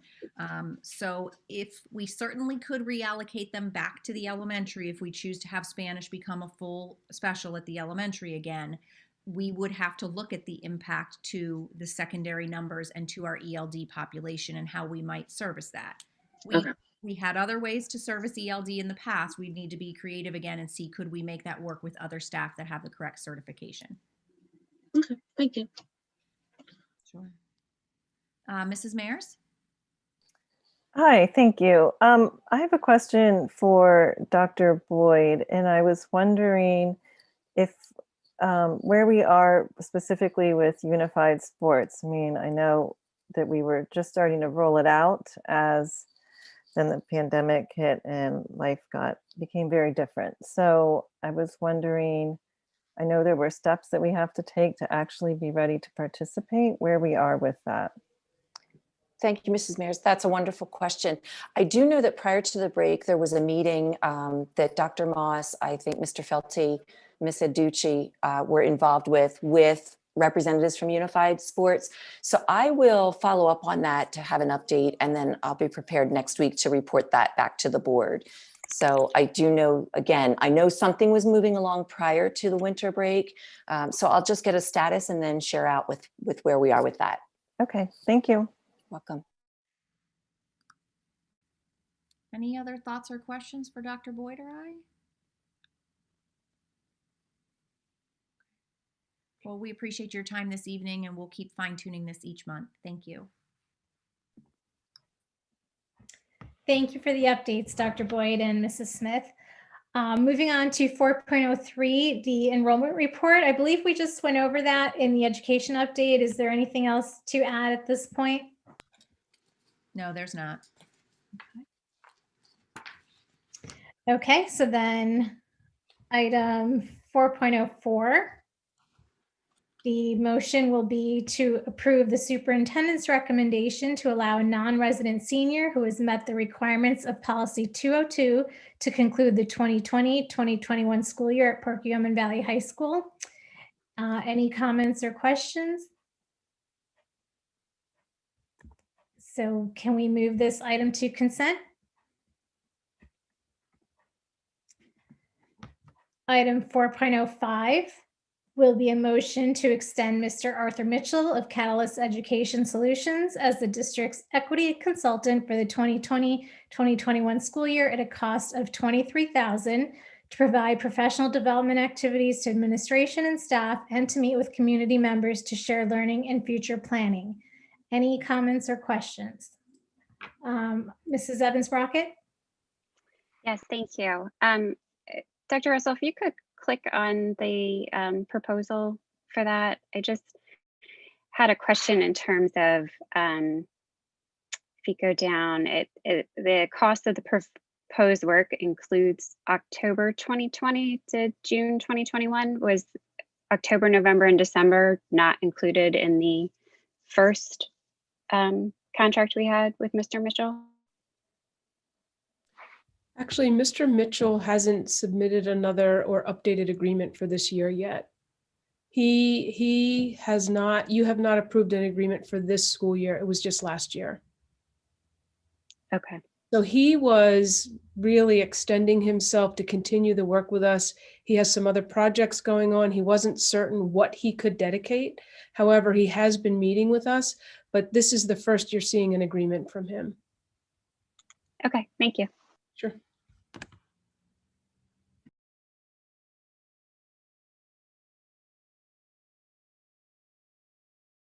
Okay, I don't see any other comments or questions. Can we move this one to consent as well? And then moving on to item 4.06, the motion will be to extend Jerry Brown as a consultant to the district, working with high school students in support of equity inclusion initiatives at a cost not to exceed $8,100. Any comments or questions? I don't see anything, so we can also move that one to consent, please. And then that concludes section 4. Thank you. Excuse me. Thank you, Dr. Kolar.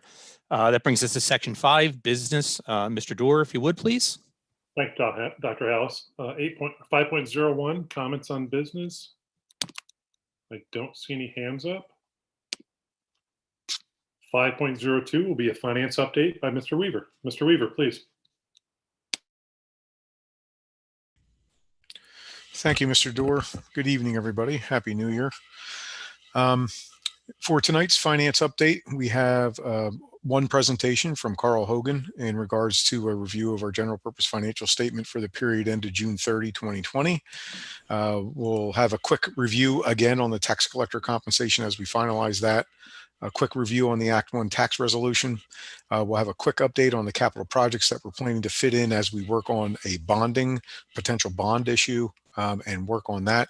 Quick COVID grants update as we have kept everybody updated in the past, and a late addition to our agenda in regards to a tax assessment appeal appraisal report update that is needed, and I'll hit that at that point in time.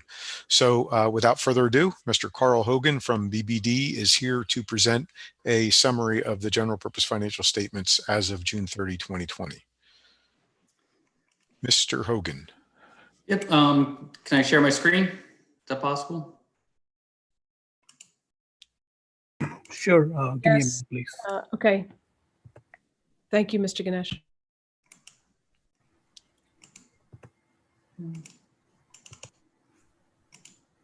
Mr. Hogan, can you please try now?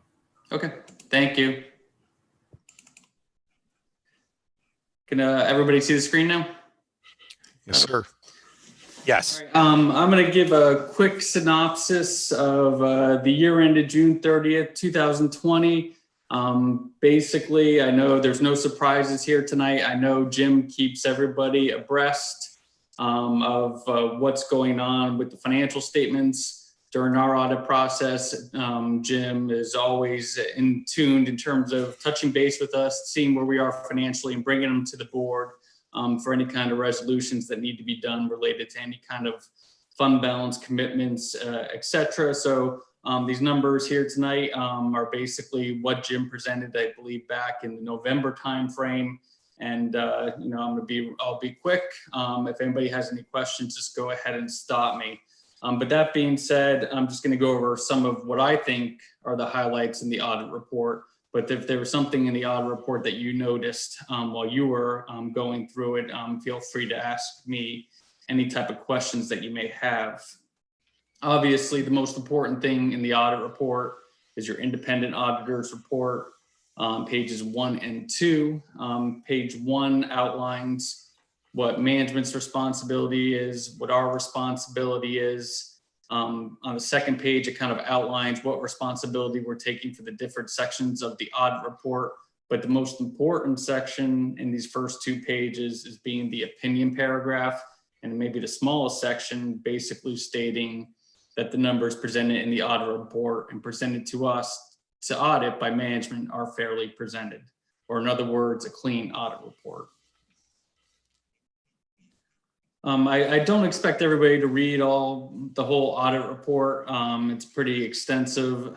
There's a lot of information in the audit report. The pages about 3 through 15 are management's discussion and analysis, and I really encourage the board members to read management's discussion and analysis. In particular, I think management did a really good job. It wasn't kind of a vanilla year towards the end of the year. What I really think management did was a really good job defining COVID-19, describing the impact it had on that 3-month period of the financials for the district. And then at the end of the management's discussion and analysis, which I really appreciate in terms of when I'm going through the audit process, is management's evaluation of different factors that are going to be bearing on the district's future. Since this is a historical document, and typically we're looking at this information, we're halfway through this year, you're going to be talking about the 21-22 budget coming up, as crazy as that may seem. I think it's really important and that management does take the time to really go in depth about not only these things that are impacting the district as of June 30th, 2020, but what's going to impact the district moving forward into the future budget-wise, and in particular, how COVID-19 is impacting the school district. That being said, I'm going to go to what I consider an important schedule. Typically, I have this kind of summarized, but since I have the opportunity in Zoom here and not have to have everybody flip the pages in their audit report, I wanted to go back to the budgetary comparison schedule for the general fund. As you can see, the budgetary comparison schedule for the general fund is broken out into 3 main sections, the top section being the revenue section. Total revenues were budgeted at 111, almost $112 million. They came in at $111.5 million for slight variance of $220,000. The really thing I really want to point out here is my experience with the Perkiomen Valley School District, and when you're budgeting your revenues, you have been extremely conservative as a board when you're approving the budget. You've had some really good years in the past related to some of your tax collections, related to earned income taxes, investment earnings, etc.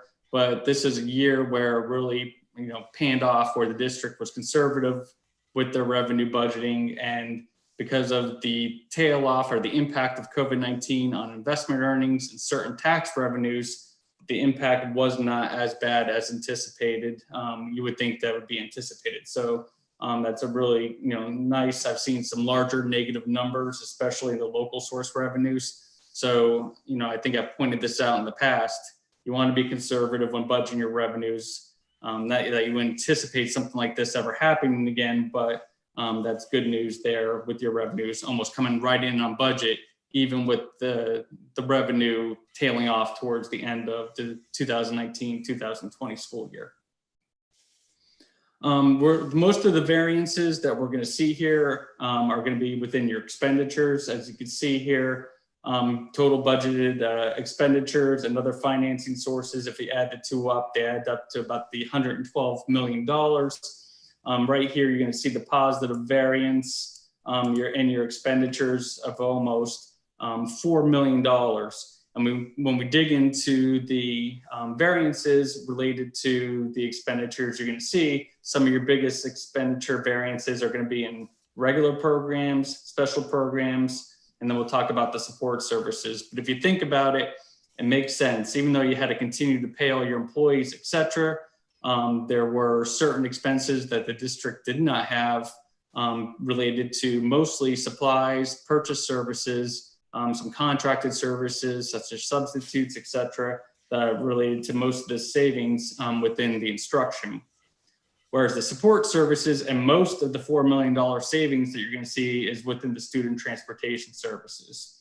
So the student transportation services make sense. You stop transporting students, you're not paying your contractor, resulted in the $1.9 million positive variance. And we'll kind of talk about what decisions the management came to the board with and related to these savings and how the school district is going to use these savings going forward within a fund balance commitment.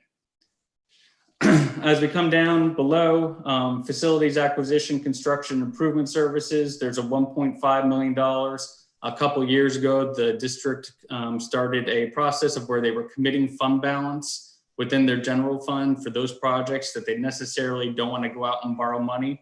So in the current year, they used that committed fund balance, which isn't budgeted, but it's still used and reduces that committed fund balance. So in the current year, the biggest projects were some start of some expenses for your field renovations, the middle school east asphalt project, and then in addition, there was some food service equipment bought for the South Elementary. So those are all projects and costs they necessarily don't want to be able to have to go out and borrow money for, but you have the money put aside related to prior savings in previous years.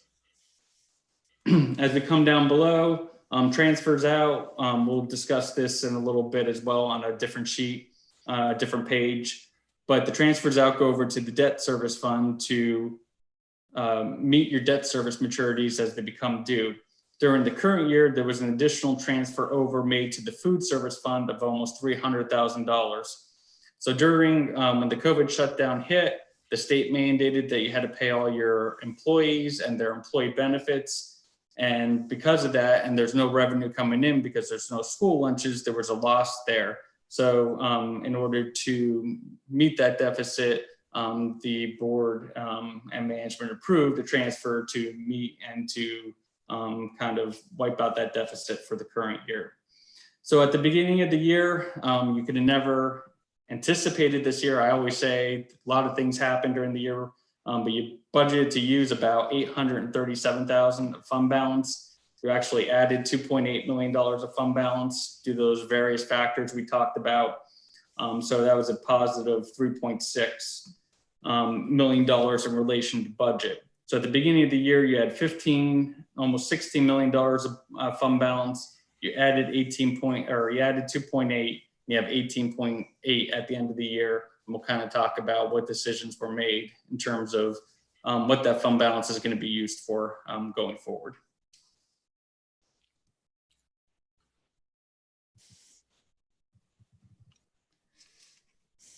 So this is one of the other pages I want to go over. Here's the general fund that we just talked about, capital projects fund. There is some activity going on in the capital projects fund.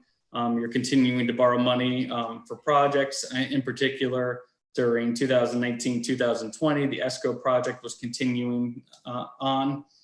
And as you can see down below, there were some issuances of debt.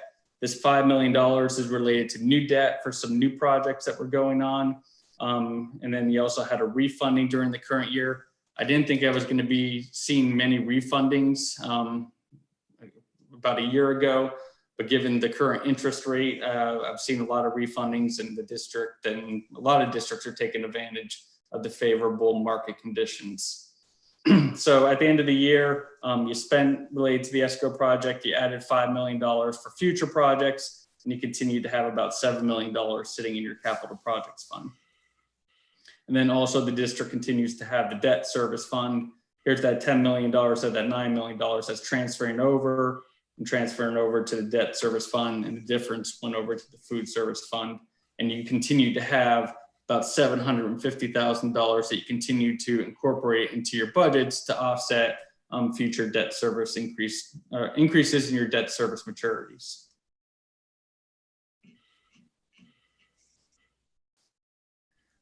Now, we just went over the activity for the year. We talked about the revenues in, the expenditures out, what the increase in your fund balance is. and that this is as of a particular moment in time, June 30th, 2020, where your assets were, where your liabilities are, and the excess of the assets and liabilities being your fund balance. And there's that $18 million we just spoke about. As you can see, most of the district's assets consists of cash, which was about 32 million of the 42.5 million at year end. The district's liabilities, this is on the modified accrual. So these are all current liabilities, and just the biggest liability is obviously your summer salaries. So if you think about it, your teachers work till June 30th, 2020, but they're being paid through August. So their services are provided through June 30th. And what you need to do is accrue what they earn through June 30th are being paid through August. In addition, there's also a PSERS payment in there that's paid quarterly. That's a pretty large liability as well. So it's just all timing of when the liability is due after year end. So as we come down below, here's that $18 million in fund balance. As you can see, as in previous years, as you continue to work down in your budget, you're using a little bit each year related to the increases in PSERS. You're down to $746,000 within that commitment. There's the $4 million. So we just talked about that $1.5 million in capital projects that were done during the year. So in previous years, you put $5.5 million away, you spent 1.5 on projects, and you have $4 million remaining. I'll go over this in a second here. Balance, and then during the budget process, you used $1.8 million of fund balance to balance the budget, and the rest of the surplus, or the amount that's over the 8% that's allowed by PDE above next year's expenditure budget, is being put in a COVID-19 contingency fund for one-time non-recurring expenditures related to the COVID-19 pandemic. All my districts are struggling. So when you went ahead and you started doing the budget for 2021, nobody had any kind of idea what this year was going to be like. And as now things start to take focus, there's different expenditures that are coming into place. And these expenditures could be offset by this contingency amount. I'm sure there's extra cyber, charter school expenses, et cetera, that weren't anticipated. So going into the budget process, you couldn't anticipate that. So this is going to help the district offset those expenses, the one time related to the pandemic. Any questions, concerns? Like I said, pretty much straight with what the business office has been telling you. And then I'm going to go to the end of the audit report. And the end of the audit report, so we just talked about what kind of audit report you had. You had a clean audit report. We talked about the fund balance. What we need to take away from this is that the district was in a great financial condition going into the year to be able to weather any type of negative impact that the district may encounter related to COVID-19. And then finally, we want to talk about whether there were any kind of findings or any kind of issues during our audit report or during our audit procedures. And there were no findings that would rise to the level of being included in your audit report. We obviously talked to management about various things throughout the year, but there's nothing of, the district has the proper staff in place to be able to incorporate proper internal controls, and we had no issues or anything to report related to this to the board. Any questions, concerns? Like I said, pretty much historical information consistent with what was being reported previously. Okay, hearing no questions for Mr. Hogan. Thank you, Carl. Appreciate that. All right, thank you.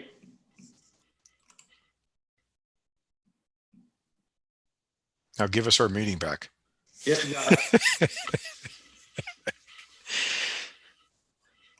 Okay.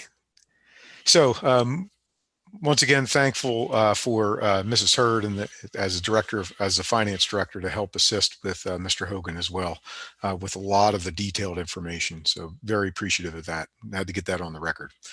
Moving on to the tax collector compensation. This is not the first time the board or any finance committee members have seen this. The recommendation will be to increase a one-time 3% based upon our Act 1 index for the issuance of tax bills. Doing so would result in a $1,324.66 increase, and the recommendation is to move forward. The new amount per tax bill issue would be $3.31, coming up from $3.21, and it will be effective beginning July 1st, 2020 through June 30, 2026. There is a motion a little bit later on that backs that up. Moving on, Act 1 resolution recommendation. The recommendation is from administration is to pass the Act 1 resolution to not increase real estate taxes above the 3% Act 1 index this month, effective for the 2021-2022 budget process. This is based upon review of our available fund balances, as we've talked about at the board level and a committee level, and as also substantiated by Mr. Hogan just now. We do look at stronger revenue streams for EIT, real estate transfer tax, and interim real estate taxes as part of that bolstering of our local taxes coming in. We will continue to review and streamline expenditures and take opportunities for that to reduce the expenditures and increase additional revenues as they develop. Remember, we're conservative in our approach, as stated and afforded by Mr. Hogan, and you know that already from the business office. And again, the expectation that the impact of COVID will decrease at some point in time in the next several months, or by the time we get into 2021, 2022, thereby not allowing the stress that we have experienced basically due to COVID from an economic standpoint. That would be my recommendation to move forward and pass that resolution. The next couple of slides simply support. Again, you've seen these slides again. Just a quick note on the interactive that we reviewed in December. We did hit upon the fact that where we're currently standing at a shortfall of $5.6 million. And if you click the slide one more time, Dr. Russell, you can see that we are preparing to use the committed for PSERS. We are committed to use and recommending the use of the debt service fund balance. I have not heard much in the way of not using those as recommended. So in February, we will have board motions for those. And if you move forward, Dr. Russell, you can see the impact of those two items alone bring the shortfall down from a 5.7 down to a 4.7. We still have opportunities to use and plan on reviewing the use of the COVID reserve that Mr. Hogan just talked about and you are well aware of, and also to dip into unassigned fund balances as needed as we continue to move forward and create our 21-22 budget. All of those factors above take into consideration the Act 1 index of 3% driving 2.225 million, which would bring our shortfall to be offset with those unassigned fund balances and COVID reserves of $2.4 million, almost $2.5 million, with plenty of months to go through for continued reduction in that. And so we would recommend that the board approve next week the Act 1 resolution. Again, here's some more details to support that information as well. Moving forward to the proposed capital projects for summer 2021. Again, this is a continuation of the conversation that we had in December. We took some of the feedback that we did receive and went back and redefined some of these capital projects. We've been working, Mr. Clemmer and myself, we've been working internally to try to rectify and come up with a more lean type of project listing. Again, driven by the information that we've been reviewing since 2018 from ELA and the AEM architects. So there is a list. There are two slides to that. The second slide, again, considers additional projects. And it is a different listing that was provided in December based upon the feedback. The totals there are $6.7 million to consider as we build are projects that we would like to provide as we think about a possible debt issuance moving forward. We did keep the column that says possible ESCO because Mr. Clemmer and myself do think that that is the most efficient way for us to approach that. We have been in contact with Mr. Subers. We have been working with Mr. Mowry. And Dr. Russell, if you would continue one more slide, we take that $6.7 million that I've just listed. And again, it's an open list. It's flexible. This is the second time that we presented this list. And it's meant that we can have good conversations about them.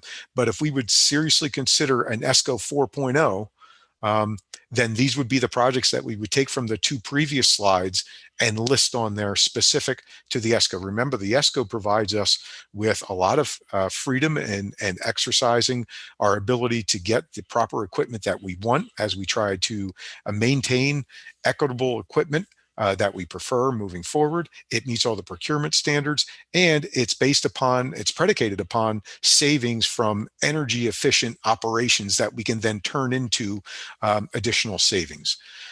So taking that information and moving forward, an ESCO, if we were to agree with that, again, that's not the recommendation. We are strongly considering that. We could thin that list from 6.7 down to 5.4, 5.5, well within our range of $5 million to $6 million to $7 million bond issue that we had talked about. Certainly not the $9 million that I thought that we were going to in December. And again, that's based upon the information that we received.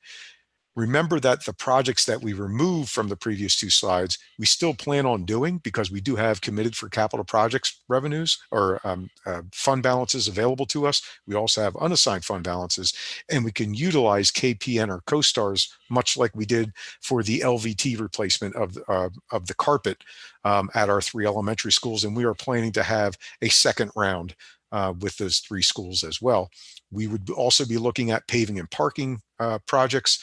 Again, not in the ESCO because they don't drive any particular operational savings to go back into the program itself.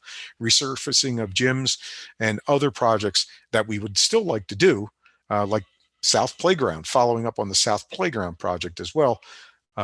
So we are seriously considering the ESCO 4.0 to fit neatly in to that bond issue somewhere between $5 million and $7 million as we continue the conversation. It's open for conversation. We don't have to have that tonight. We can continue to hit upon it. We have the Safety and Operations Committee on January 26th. And of course, we have the finance update next week as well that we can also talk about this as well. So you have the lists. Think about it. Let us know what you think. And if an ESCO 4.0 is possible, we do know that we would need to go out and do a complete RFP or an RFQ for through Phil Mowry and get that out in the streets for an ESCO 4.0. In other words, we cannot extend the ESCO 3.0. We know that for sure. What's the deadline for that, Mr. Weaver? Sure, it's a good question, Mrs. Roberts. So right now, the plan is to have conversations at the Safety and Operations Committee on January 26th. We would like to have a planned program to include in a board motion in February specific to the bond issuance, which is the parameters bond issue. So we'd like to have some idea. And remember, we still have flexibility as we move forward with the bond parameters motion as well. Mr. Weaver, can you back up one more slide for me? One more? Sure. So I thought it said $600,000. It says right here, no, it can't be switching the oil conversion to natural gas. It says it can't be ESCO. Oh, it is an ESCO. I'm sorry. It is ESCO. That was my question. That's my mistake. It is. I made the change on Dr. Russell. If you go forward 2 slides, there you go. The 600,000 is a yes. I made the change on that cut sheet. I forgot to make the change on the first cut sheet. That's my bad. Sorry. No worries. I just wanted to make sure it was because it makes sense that it would be an ESCO item. Yes, absolutely. I appreciate it. That's what happens when you move columns and you don't move the whole line. So I appreciate that. Thank you. I know Mrs. Lofton had her hand up too. Oh, okay, Mrs. Lofton. Thank you, Mr. Weaver. So the one item I have, and we can get more into this in finance or safety and operations, but I'm still curious about the bipolar ionizations because that is probably the biggest ticket item that we have on here. And if I recall, when we discussed this last in safety and operations, really the jury was out on whether this provided any added value over what we currently have. And so I'm and perhaps this can be something we can dig deeper into during our committee meetings, but I remember not being sold on the need for this.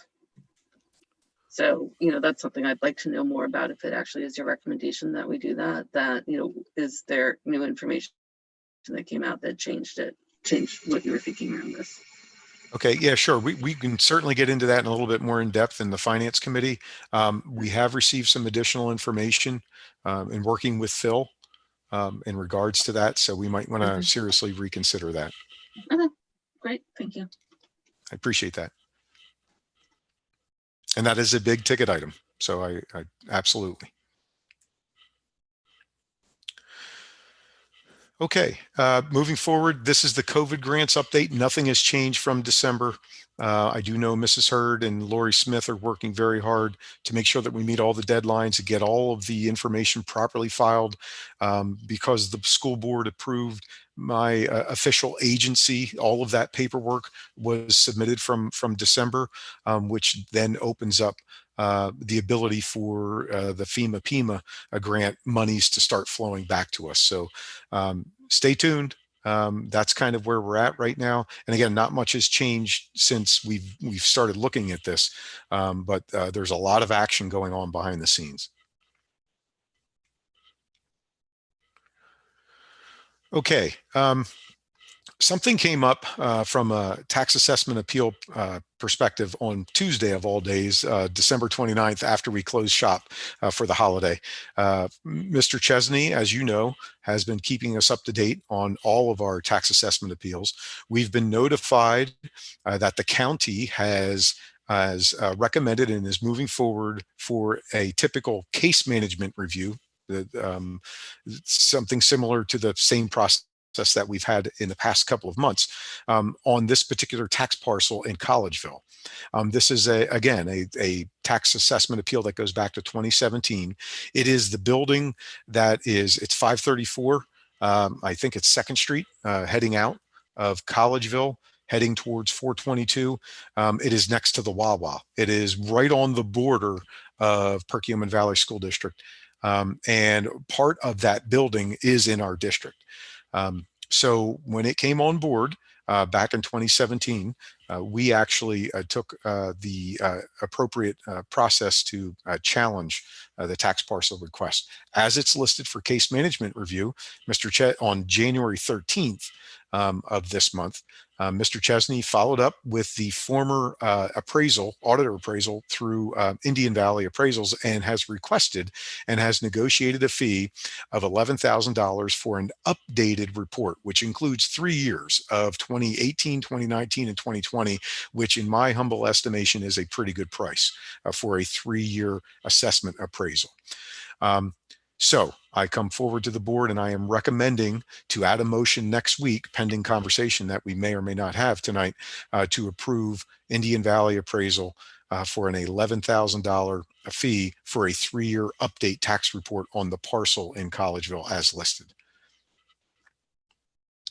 Again, the report will not be done by that time, but when we go to the case management review in front of the courts, we will say the school board is aware of that and they have approved moving forward with an appraisal report, and we will have 60 days from that point in time, Mr. Chesney estimates, because the other side also needs time to get a report as well. And then hopefully at that point in time, we can have a settlement, an arrangement, however these things will work out. But that will be my recommendation, that we move forward with Mr. Chesney's recommendation for an $11,000 fee to Indian Valley Appraisal. Mr. Weaver, is this an annual fee or is this for the 3 years? This is for the 3 years. So it is a total of $11,000 for an update for the 3 fiscal years.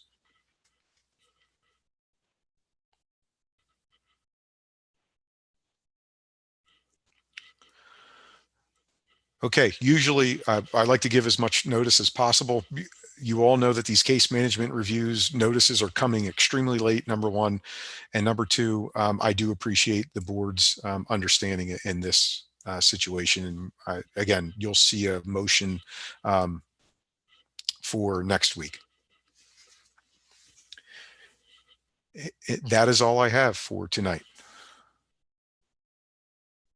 Thank you. Thank you, Mr. Weaver. 5.03 is a report on grants and donations. We only have two this month, both from the PVSD Foundation. One is for South Elementary in the amount of $7,900 to promote and support positive emotional regulation in all classrooms, K to 5. The other one is a $6,285 grant to Middle School West for disc golf, additional activity to report the existing skills in the middle school PE curriculum. Any questions? Okay.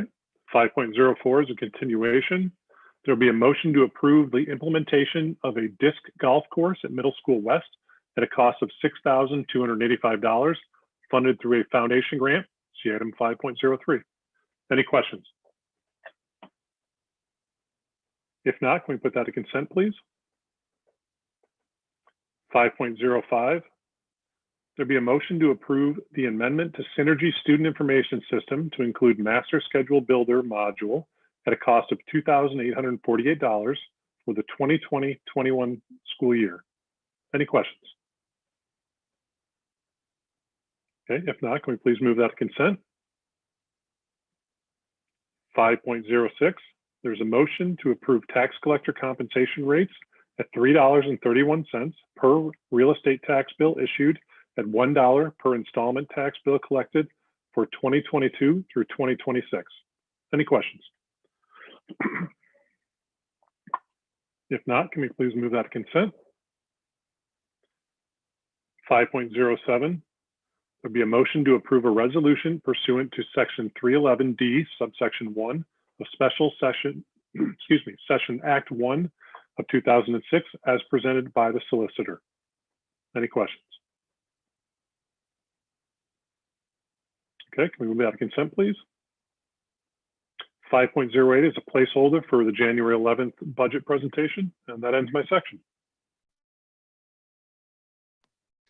Thank you, Mr. Dorr. That brings us to section 6, payment of bills. If you would, Dr. Weston, please. Yes, thank you, Dr. Hallis. Item 6.01, comments on payment of bills. Comments from the audience are accepted on payment of bills, and I will look in the chat. I do see a hand raised from Mr. Gale. Mr. Gale. Yes, thank you for allowing me to speak. My comment is pertaining to the payment of bills. I'm curious as to the funds that are being spent on the lawsuits that are pending now for Dr. Sachs, how the district is going to handle that. I would like to have some comments from the board made along those lines. It's going to be a very expensive lawsuit, as well as the pending lawsuits that we have coming for the opening of the schools as well too. As we know that all these actions were taken haphazardly without any sort of due process to Dr. Sachs. And as such, she has a federal lawsuit that is pending within the system right now, and it's going to get very expensive. So I'm curious as to how the district is planning on budgeting that out and paying that sort of bill, as well as the bills for the opening of the school lawsuits that are about to come over, in inclusion with the right to know requests that we've been filing along those lines. So I'm just very curious as to what the school board has planned for that. I cede my time. All right. Thank you, Mr. Gale. If there are no other comments, we'll move on to item 6.02, the ratification of bills and payroll and authorization of payments. This will be presented for a vote next week at our meeting on January 11th. And then item 6.03, the approval of the treasurer's report and financial statements. This again will be presented and voted on at our meeting on January 11th. And that concludes section 6.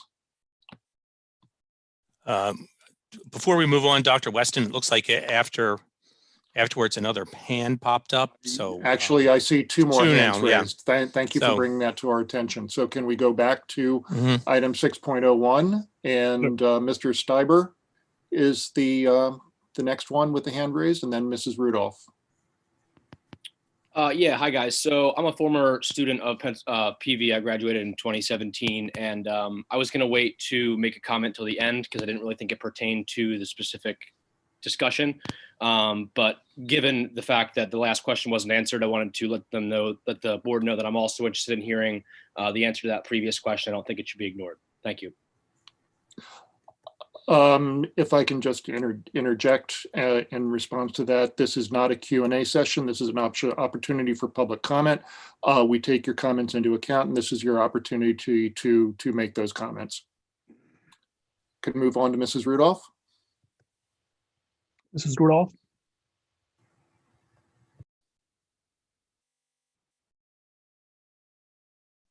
It looks like she's still muted. Mrs. Rudolph, can you please? I'm here. Can you hear me? Yes. I would like to also know the answer to that question. I'm very curious.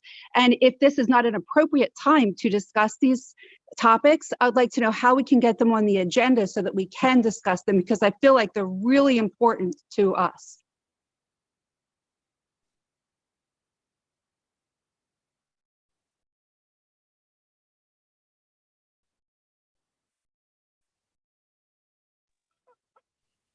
I don't know whether Mr. Subers wants to pipe in. This is an ongoing legal matter.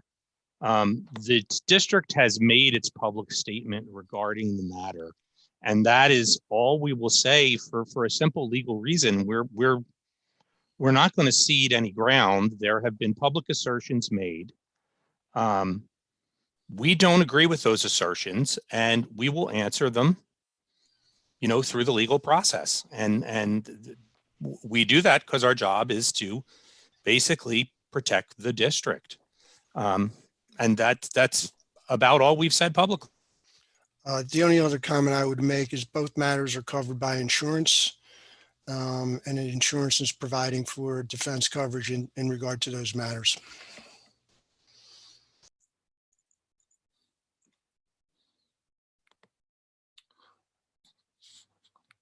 All right, if there's no further comments on this item 6, then I will conclude that section. Thank you. Thank you, Dr. Weston. That brings us to professional development. If you would, Ms. White, please.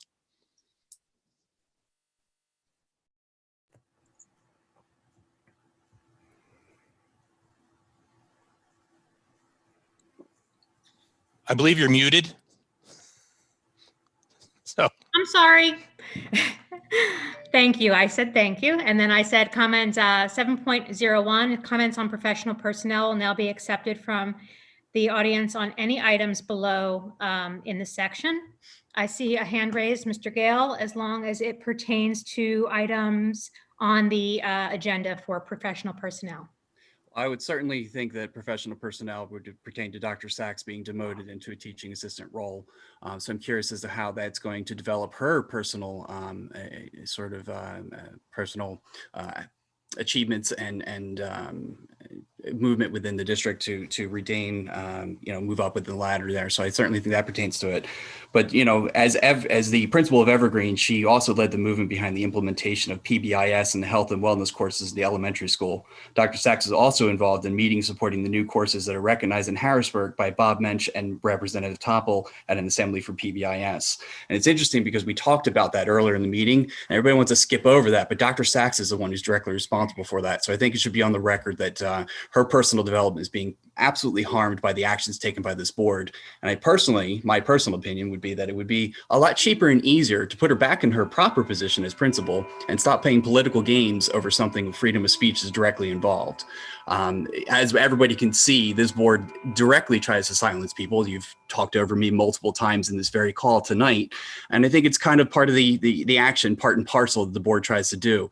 They want to silence people who speak out against them. So Dr. Sachs wasn't even speaking out against the board. She was posting political things that she was encouraged to do so by school board policies, and was demoted into a teaching assistant role at Middle School West for that. That is a direct violation of her rights, and it's a direct violation of everybody's rights when you try to overtalk them, Jean, with the little smirk you have on your face there. We all can see it, and we all know why you're doing it. We all know about your conflict of interest with your own wife and the fact that she's a teacher on the board, so you should not be making any sort of decisions along these lines. You have a conflict of interest, as well as many other members on the board, and we'll make sure that's that's aired out. I cede my time. Okay, thank you, Mr. Gale. Item 7.02 is on consent. It's the acceptance of resignations and retirements. 7.03 is a placeholder for January 11th, the approval of leaves of absences. And 7.04 is on consent for approval of long-term substitutes and extended day substitute appointments. And 7.05 is a placeholder for next week for January 11th, approval of memorandum of understanding, the IEP writing days. And that ends my section. Thank you, Mrs. White. That brings us to section 8, support personnel. If you would, Mrs. Roberts, please.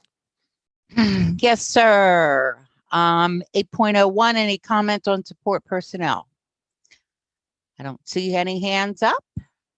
8.02, 8.03, and 8.04 are on consent. And that concludes my section.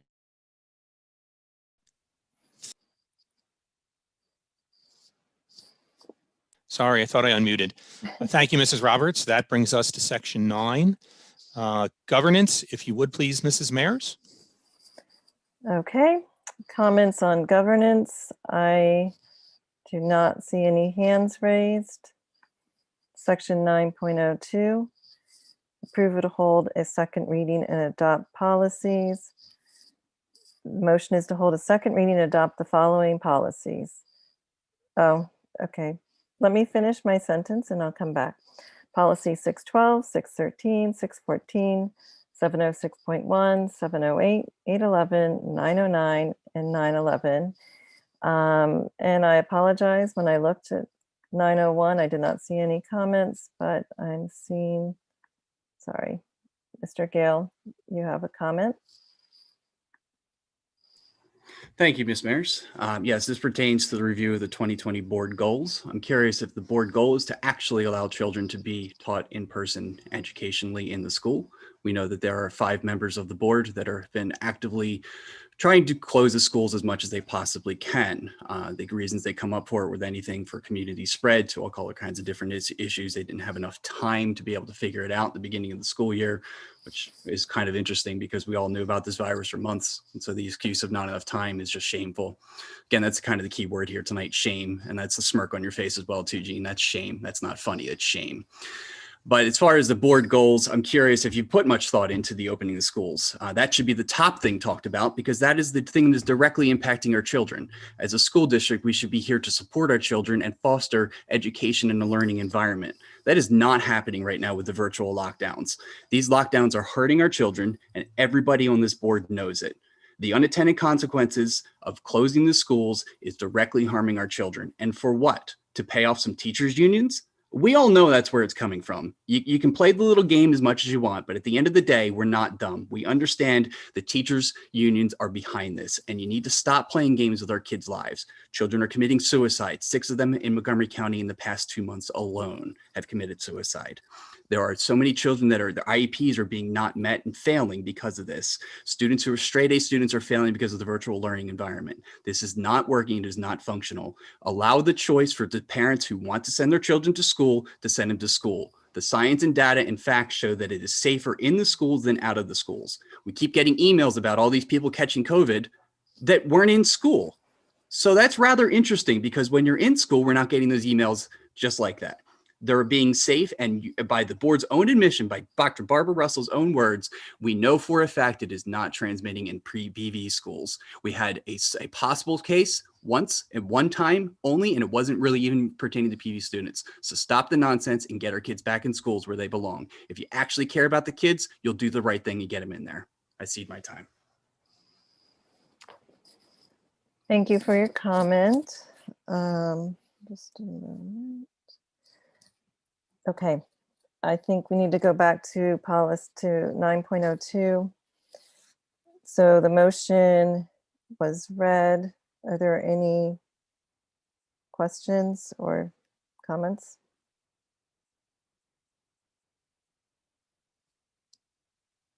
Okay.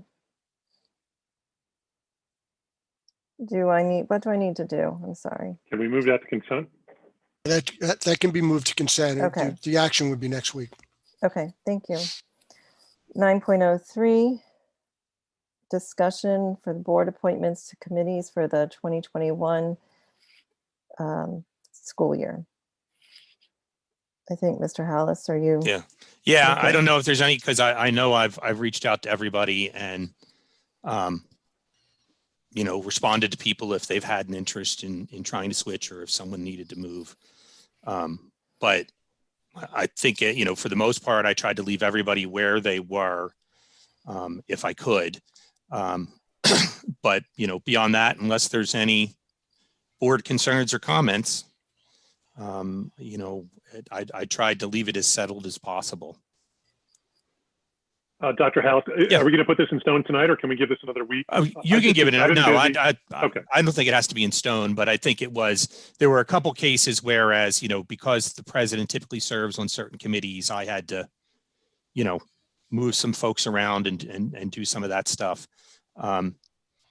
And that was it. And, you know, we just want to give everybody an opportunity to look. And, you know, if someone is interested in trying to switch or something, you know, I'm happy to try and accommodate. Can't always do it, but, you know. Okay. If it's not in stone tonight, I'll send you an email. I just haven't had a chance to review it again. If that's okay. Okay. Okay. If we can go back. Thank you. Section 9.04 will be a discussion and review of the 2020 board goals. And again, Dr. Hallis, do you want to be in charge? Sure. of And this? I don't know if anybody has anything to add to this. And obviously we're going to have to change it to the 2021 goals. But I wanted everybody to sort of have a look and begin to think about this. Because obviously this has been a bit of an unusual year and trying to plan how to go forward with, you know, the 2021 school year. So if anybody has any comments, you know, I welcome them. If not, we can, you know, I'm going to look this over and begin to try and rework it myself. Oh, looks like Mrs. Evans-Brockett has a hand raised. Go ahead. So I spent a little bit of time looking at this today, and I think most of the categories are pretty general board goals that continue from year to year. And I think that as a board, what we may need to do some tweaking on is the education section 4 and update some of that. So that I would encourage everyone to look at those and email Dr. Hallis your ideas. Very good. Anybody else?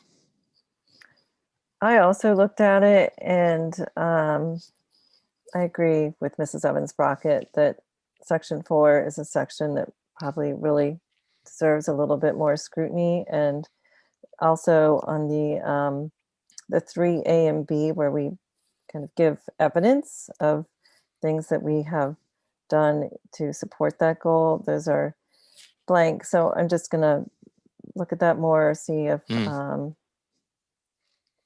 we have any thoughts as to what might be evidence for that. But I agree with Mrs. Evans-Brockett just to really take a deeper dive and look at this section in particular. Okay, thank you. Mrs. Anybody Maris, else? I think I was just going to comment on, I think that was a goal of ours, was to work on the secondary schedule. And then we had a couple meetings on that and decided to leave that on the table. So that's probably why there's no evidence there. That was, and I don't know that we've even come back to that with everything else going on right now. So I'm not sure if Mrs. Smith and others are looking at changing the middle school schedule for next year. Okay, thank you for clarifying. I can just share, we do have a meeting with the middle school principals. It's either later this week or next week for that exact topic to revisit where we left off last year. Okay, thank you. Anybody else? Okay, this is something we certainly will revisit. So if you haven't had a chance to look at it, please go ahead, go through, and let's start planning for 2021. Okay. Thank you. And that ends Mhm. my section. Thank you. That brings us to section 10, closing items.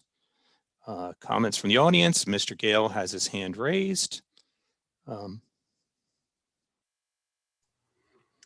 Thank you, Gene. I appreciate the opportunity to speak. I just want to touch base on something that was brought up last meeting, where you had said that I falsely accused Beth Roberts of some things. I actually did not. Beth Roberts still has yet to deny the facts that she has cashed bad checks and has a criminal record for such. That is public record and will be posted on the website. I encourage all parents. Mr. Gale, Mr. I'm speaking. Do not interrupt me. No, Mr. I have a Subert right has to already speak. cleared that I up. am You were reclaiming making my in front time. of my house. I am reclaiming my time. I have a right to speak. Miss Roberts, please do not try to silence me. I know that's your game. Now, speaking of you, Miss Roberts, on my website, I encourage all parents to go to Facebook and visit CHIPS, Children Having In-Person Schooling.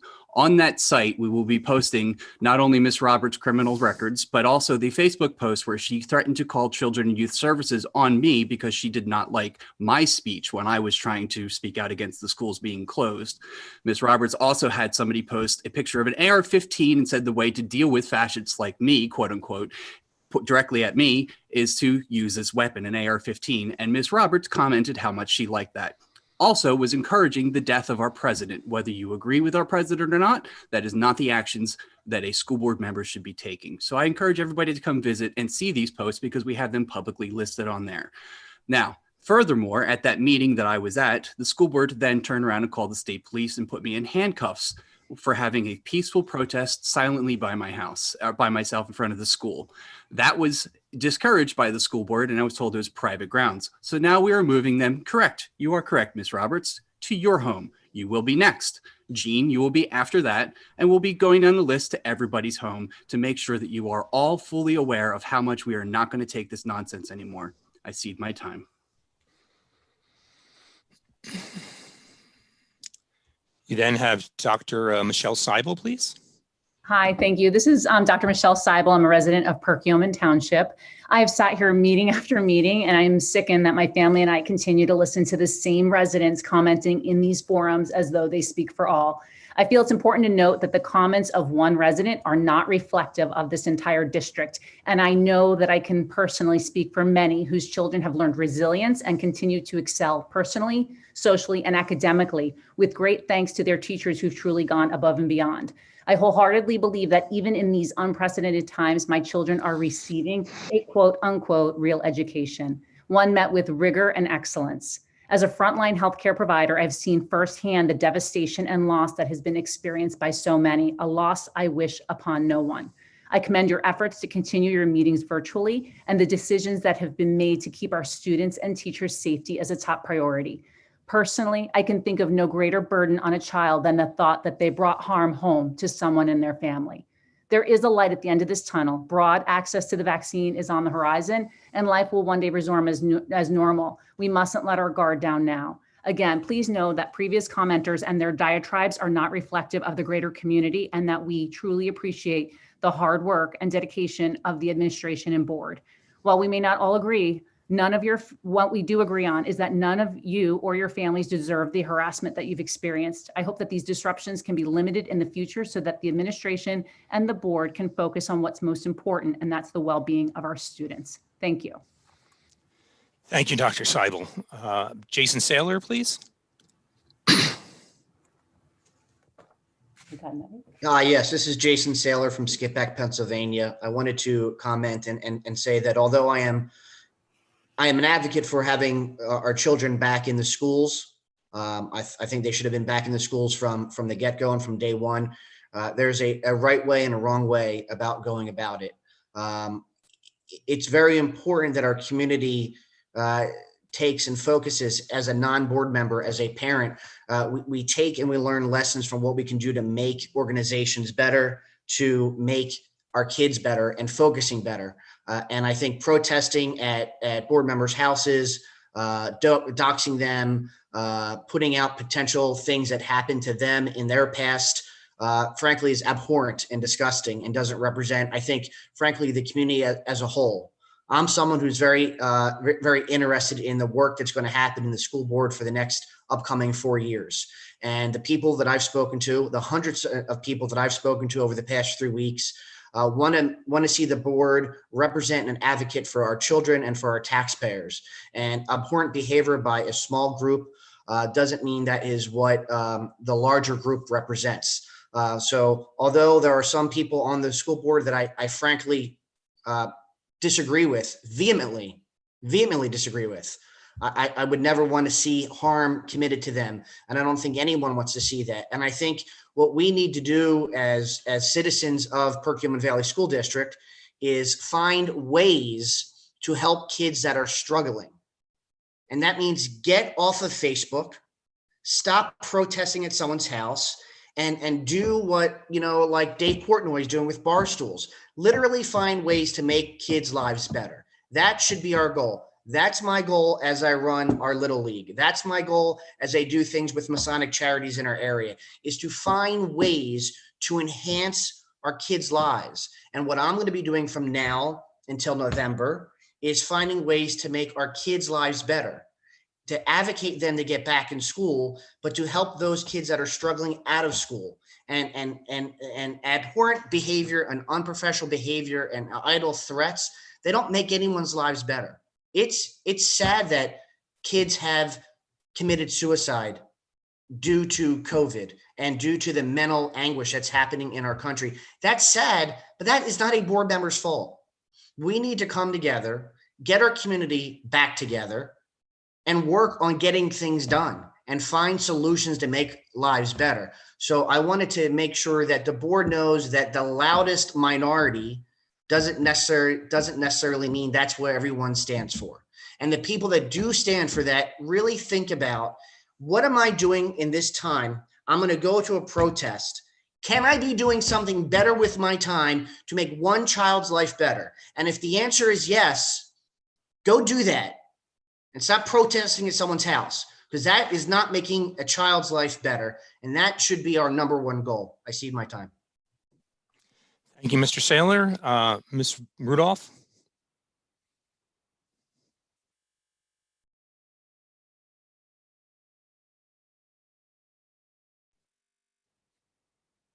Ms. Rudolph, you need to unmute yourself.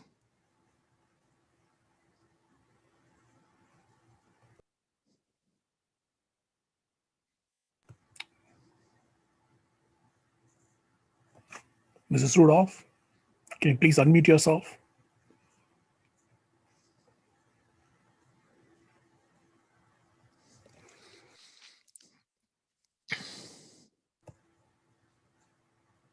Okay, can you hear me? Yes. Okay, sorry about that. I'm having issues with my phone. So what I'm hearing over here is that, and I'm open to, all of this conversation, but I'm only hearing Mr. Gale talk about going back to school. So while he's very passionate about the kids returning to school, I feel like I'm confused why I don't hear any other conversation about kids returning to school.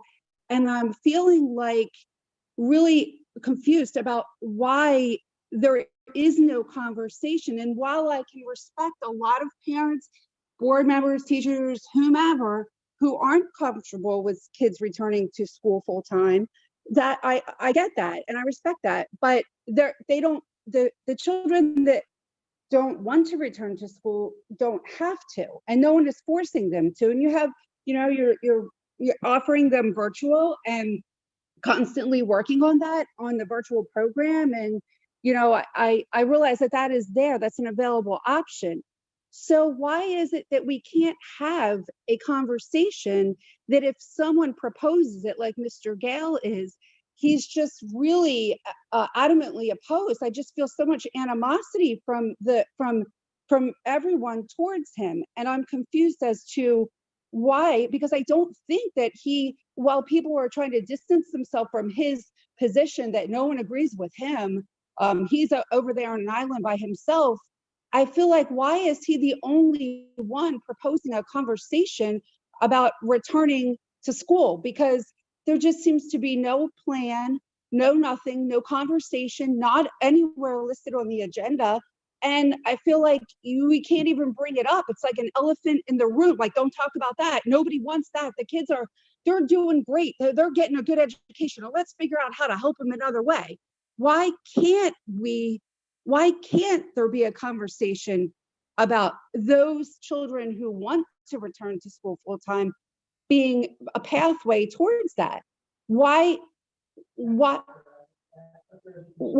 can't they have an opportunity to access their education in that manner if they want to, while the others, again, don't have to? I just feel like it's being so censored, and Mr. Gale is the only one either speaking up about it or willing to speak up, or I don't know, but I'm just confused as to, is he the only person in the whole district that wants their kids to return full time? Because I mean, I would like to too, but I'm just not hearing any opportunity to have a conversation or to explore that or a pathway towards that. It just seems like a dead end. So can someone explain this to me and how this works, how we pursue this for those that want that, or is that just not an option? I don't know. Can someone please answer this question? Thank you. Ms. Rudolph, Bob Liggett, please.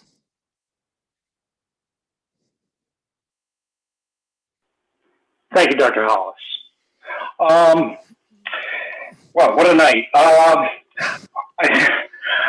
I do want to continue and I hope encourage civil discourse while we talk about these issues.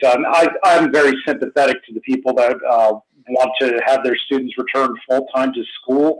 I would love for that personally, but at this point, we have a program in place that which I really have to thank all the parents that have chosen to have their students go virtually right now for allowing the space for those of us students who are, and parents that want to send their kids on site for that space to be there. And so, I really do appreciate their efforts. I appreciate the efforts of the board and the administration to not be in a quote, virtual lockdown, but that remember that on Monday, January the 11th, we're going back into school, those of us who chose to, and I really appreciate that. And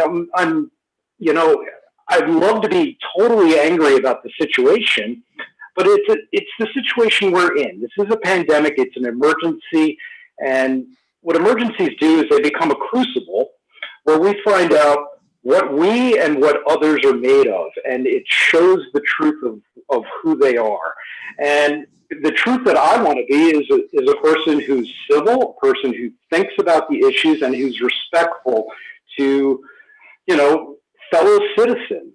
And, that's the course that I'm going to take and will continue to take. And lastly, anybody that thinks that the board or the administration is going to comment on ongoing legal matters just really doesn't understand how these things work. Remember that all the information that we're getting on some of these ongoing legal matters is only coming from one side.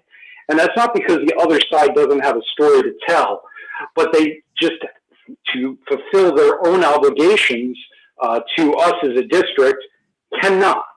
And so those of us who can speak out a little bit more clear, just realize that there is two sides to any story. And, if we continue to act in a civil manner, we will get through both this COVID crisis and the others that are coming through.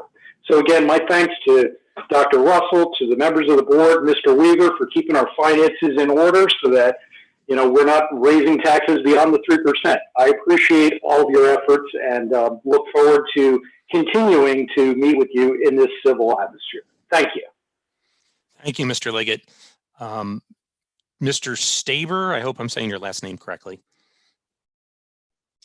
Yes, sir. Thank you, guys. I wanted to take some time to thank every single board member, every single person on this call.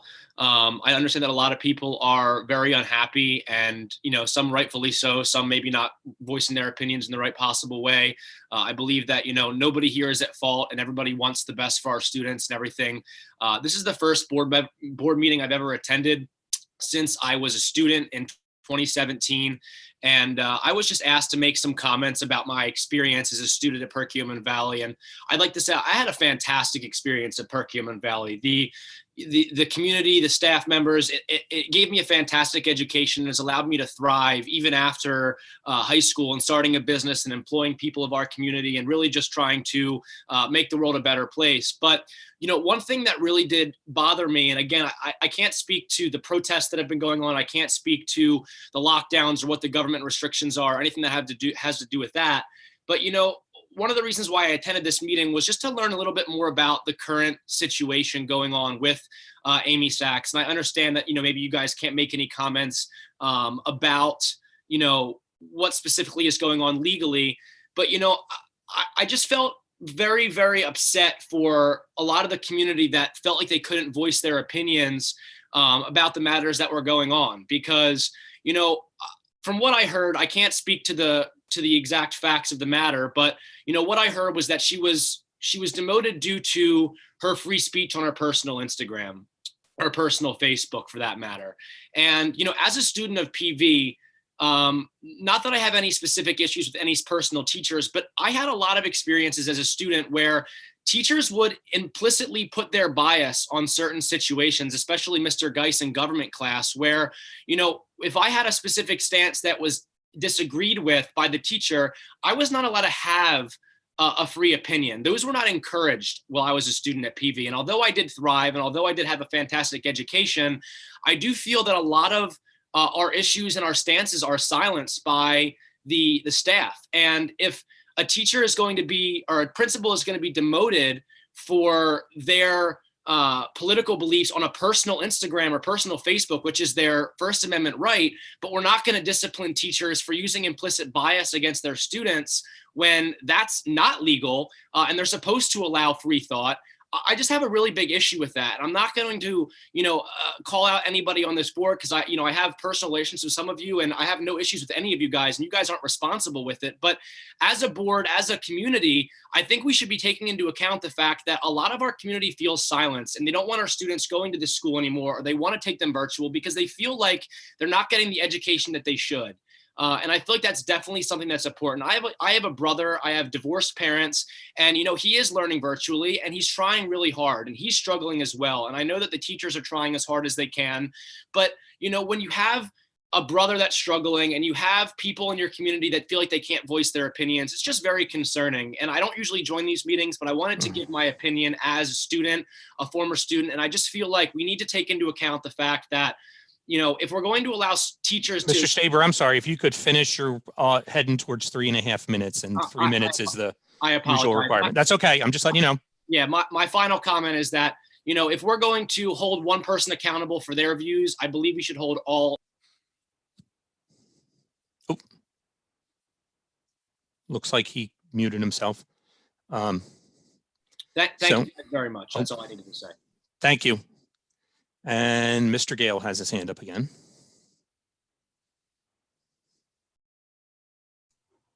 Yes, I just would like to take the opportunity to indicate that we have tried to have a very civil discourse. Every time we attempt to do so, we either get silence, as you've seen during this meeting. I am not speaking alone. I have 6,000 other parents in a group that are very upset about the lockdowns of the school.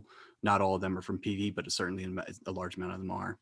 We have tried to have a civil discourse, a civil conversation many times, and every time we do, we get lied to. We are flat out told things and the exact opposite happens. And I want to make it very clear, we have never once called for violence ever in any way, shape, or form. I am an Eagle Scout and a Navy veteran. I have never been in trouble with the law in my entire life, nor do I intend to. We are conducting peaceful protests with children coming down. It's more like a block party. We have donuts, we have food, we have coffee. It's a fun time. I encourage everybody to check it out. But in reality, that's the only way that we're making progress. Case in point, this board has not decided to speak about the children being locked down at all tonight, not even once. And anytime anybody tries to do so, you get silenced. That is completely inappropriate. It's a violation of so many different rights, but morally, it's just wrong. You guys should be working on everything you can to bring the students back in there. So I'm not going to sit here and praise everybody and say how great and wonderful you are until the children are back in school. When that happens, you'll get a lot of praise from a lot of people at that point. And I don't care left, right, or center what your politics are. At the end of the day, it's about making sure our children are safe. and they are safer in the schools. Let's use the science and the data and the facts. Show us the science and data and the facts that says that locking down this week did anything to help anything. Because you don't have it. You just don't. It was based on fear and speculation. The science data shows they are safer in the school. And the reason we're pushing back is, yes, it's only 1 week right now, but it was only 2 weeks in March. And then it turned into the rest of the year. And then it was a month in September and then 3 weeks in November and a week now. When's it going to stop? It's time for it to end. And we do thank the teachers. They are trying their absolute hardest. We thank them very much. I see it every day with my child, and I appreciate the effort that the teachers are doing. They reach out all the time with things, and it's wonderful. But fact of the matter is, my child is not the only straight A student who is now borderline failing. It is happening to many students, and it's because of the virtual learning environment. And again, we're not asking for anybody to be forced into the school. Like the previous gentleman stated, that it looks like he was a scout leader. I appreciate his service to the scouts. We are asking for that room that has been made available by the students who are being virtual to be utilized for other students who wish to go 5 days a week, because it is there. Other schools in our district and other schools in our community have been able to figure it out. Souderton, Wissahickon, many other private schools as well too. There is no reason we can't do it in ours. So again, I'm asking for a civil conversation discourse. Unfortunately, the board has prevented that from happening at every turn and every opportunity by forcibly placing somebody into handcuffs when they tried to go to a meeting. That is not the message we should be sending.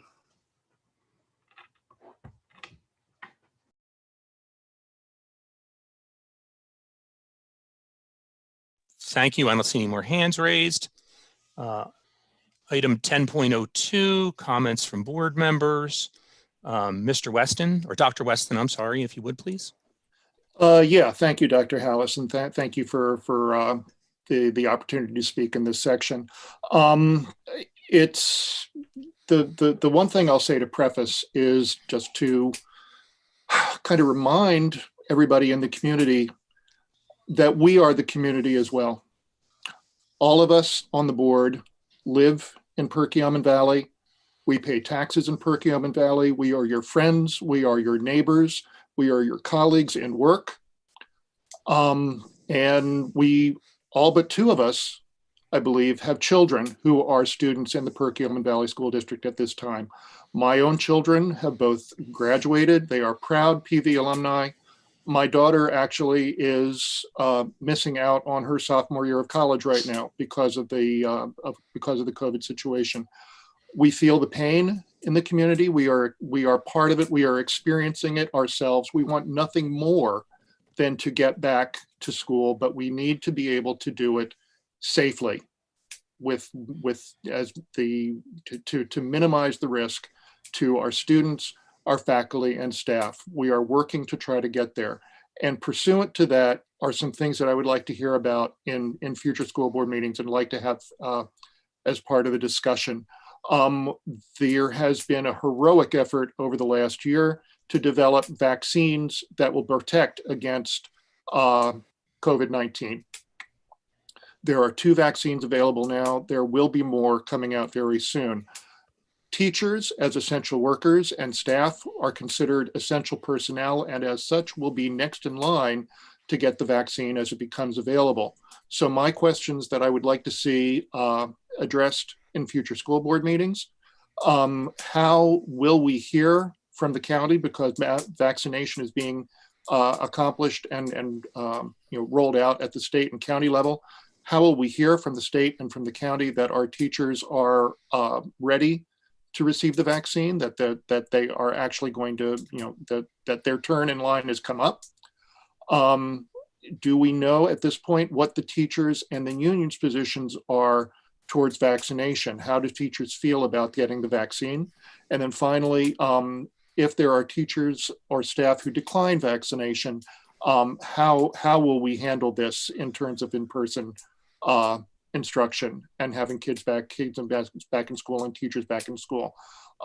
Again, these are things I'd really like to hear about more in future school board meetings and in committee, and look forward to hearing more about that. Thank you. Thank you, Dr. Weston. It looks like one attendee, I'm going to stop and go back. It looks like I missed one attendee, Miss McGinn. So or Mr. Ganesh, if you could allow her to unmute. Yeah, sure. And make her comment.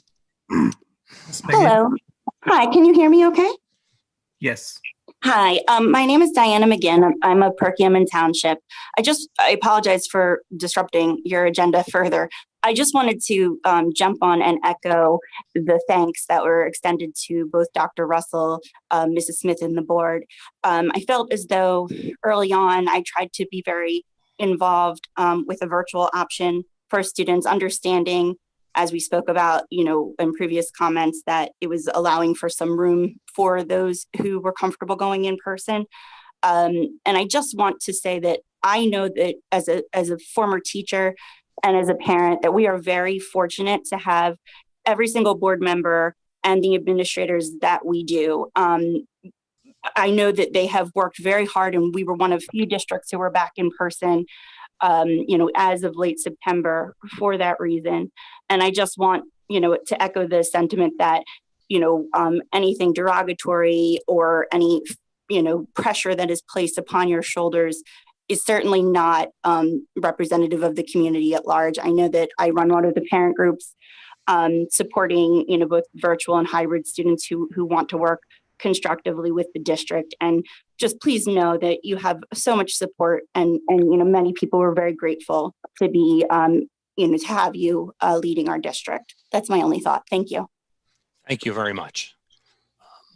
So let's return to board comments, and Mrs. Roberts. Yes, for the past couple of weeks, or the past couple of meetings, I've been thanking teachers and I've been thanking students. And tonight, I think it's time for me to thank parents. I have heard from literally dozens of you, and I'm so thankful for your support.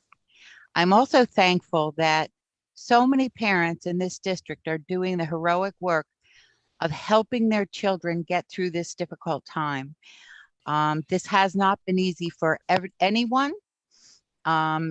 Everybody wants their kids back in school, but I know that there are parents who are devoted and dedicated to the idea of assisting their children in getting the education that they need in whatever circumstance they find themselves in, whether it's at home or whether it's at school. And the parents of this district, by and large, are absolutely stupendous. And I appreciate every one of you. And I thank every one of you for taking on this additional responsibility. And I just want to say that I'm proud of each and every one of you. Thank you so much for the jobs that you all are doing as well.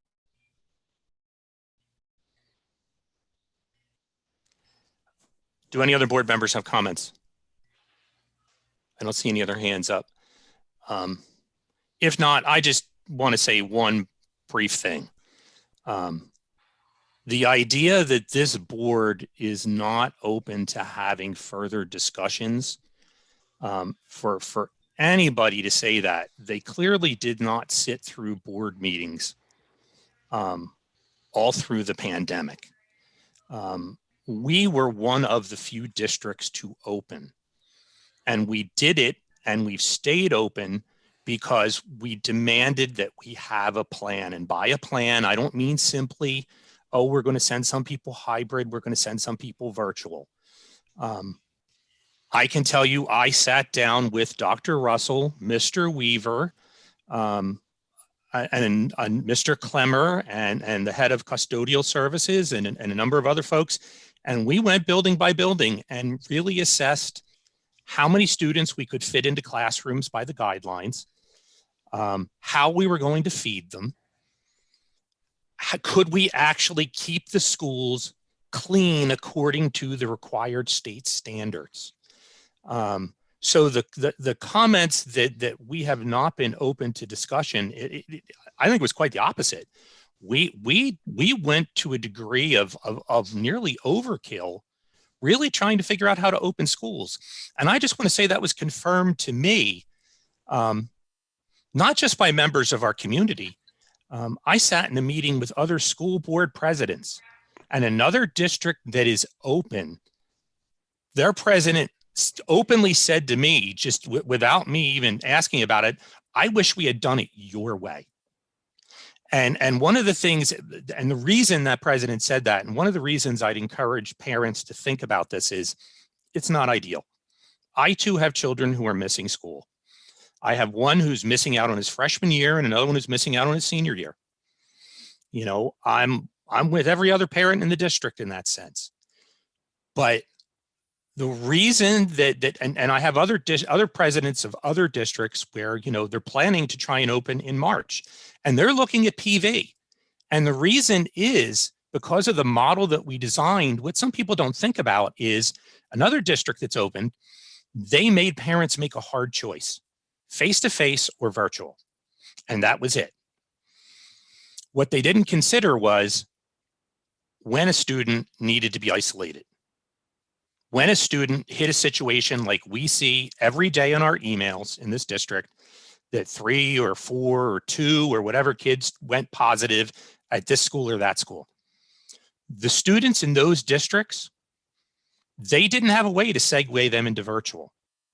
We've created a situation where we can pivot, we can adjust, we can continue to address students' needs, maybe not perfectly, but in a way that as we see ebbs and flows in the numbers, we can adjust. And that was our intent from the beginning, and that is what this system has shown it's capable of doing. It's not ideal, but when I have presidents of other school boards looking at us and people down at the Montgomery County Intermediate Unit saying to me, we think you have the best model in the county. And then for someone else to say this board has not given a thought to this, I'm sorry, I just have to disagree. This board did yeoman's work, and it wasn't easy because we even disagreed. And we hammered it out, and we figured it out, and we got schools open. Again, not perfectly, but we got them open. And that's the thing that needs to be remembered. And we did it as a community. We talked to everybody. And yes, maybe some folks are not satisfied with the outcome, but we gave everybody an opportunity to have a voice, and then we made a decision. So to say that we haven't been inclusive or we're unwilling to talk about this is simply not borne out by the history of the process. And I think that's a very, very important thing to remember. And with that, unless another board member has a comment. Laura has Laura does, Miss White does. Go ahead. Hi there. Actually, it segues perfectly to what you've just said, Dr. Hallis. So I just want to point out and remind everyone that's still on, we are at 61 participants right now. At our high point, I think we saw 80. So although folks want to weigh in and create sort of a dialogue and a question and answer section within each section, you know, very few stay on really until the end, right? So for those of you that are still here from the public that are not panelists, but an attendee and who are not part of the staff or the administration signing in as an attendee, but to the parents and the community members, I just want to point out that during our 2 board meetings in the month, the things that are on the agenda that are discussed and opened up for public discussion are the culmination of most oftentimes the various committees that meet throughout the month. During committees, we all, community members, board members, teachers, administrators, come together collectively in a public forum and have free rein to speak, not combatively, but constructively. And there's an agenda for the different committee meetings, and there's a topic. A lot of times they're interactive, they're team building, discussions happen. Sometimes arguments happen if subjects are heated, but generally we move the ball forward. It's during those committee meetings that all of the answers that everyone's, you know, demanding to hear and weigh in on are at the end of the game. You're not participating in the regular part of the game. So everyone is welcome to the committee meetings. Most of us, I think the last week of January, I did my calendar today. I have a meeting every single night that week. And if it's not a committee that I sit on, I go and I sit and I'm a participant as a parent and as a community member. so I don't participate as a board member. So everyone is available, is able to be as involved as they want to be. And all of the meetings are posted on the website, and all of the meetings are posted on Facebook. And really all you have to do is ask to start to be involved. And when you come to the committee meetings, just like any other social public forum, you can participate. So I just want to point out to Dr. Hallis's point about listening in for dialogue and stakeholders and things like that. None of us, especially our administration and our teachers, had a summer this summer. All of us spent an exorbitant amount of time trying to get to the end of August, beginning of September, to get our children back in some sort of sense of normalcy. And this whole time, this last 4 months or whatever it's been, we've been taking these baby steps forward. And to, one parent's point about if people want to stay home, they can stay home, that's fine. However, we need to get to a place where we are all safely in the buildings. No one wants to be on lockdown anymore. No one wants to be in quarantine anymore. Everyone's over it. So in the meantime, and we're close, we all feel that we're close, the anticipation's there, come to a committee meeting. Let's have a conversation face-to-face, hopefully, safely, or at least virtually like this. This is really just as good as being in a room and you don't even have to get completely dressed. So we can all be together while we discuss these things. But committee meetings are really where the conversations of the agenda items for the board meetings happen. And that's all I really wanted to say. I know that I dragged on, but I just want people to understand that these things on the agenda don't just poof out of nowhere. They're the result of a month's worth of committee meeting conversations. So thank you. And everybody have a good night. It's 9:30.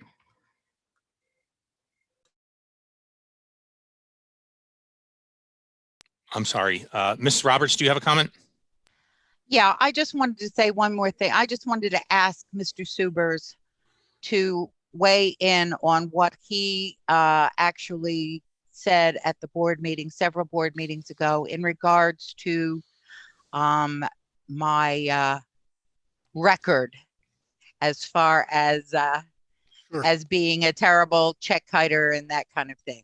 Yeah, So I can repeat what I previously reported. I had reported that I had searched the Unified Judicial System records for the Commonwealth of Pennsylvania and found no record of any conviction against you or relating to Ms. Roberts. So there's no record of any conviction for any criminal offense reported with the state, and that system is where those records are. You would find that record. Thank you, Mr. Subers. Okay, seeing no other board members' hands up, before we adjourn, I just want to make a public announcement. We'll be going into executive session to talk about legal and personnel matters. And with that, I bid everybody a good night. Take care. Good night, everybody. Thank you. Have a good night.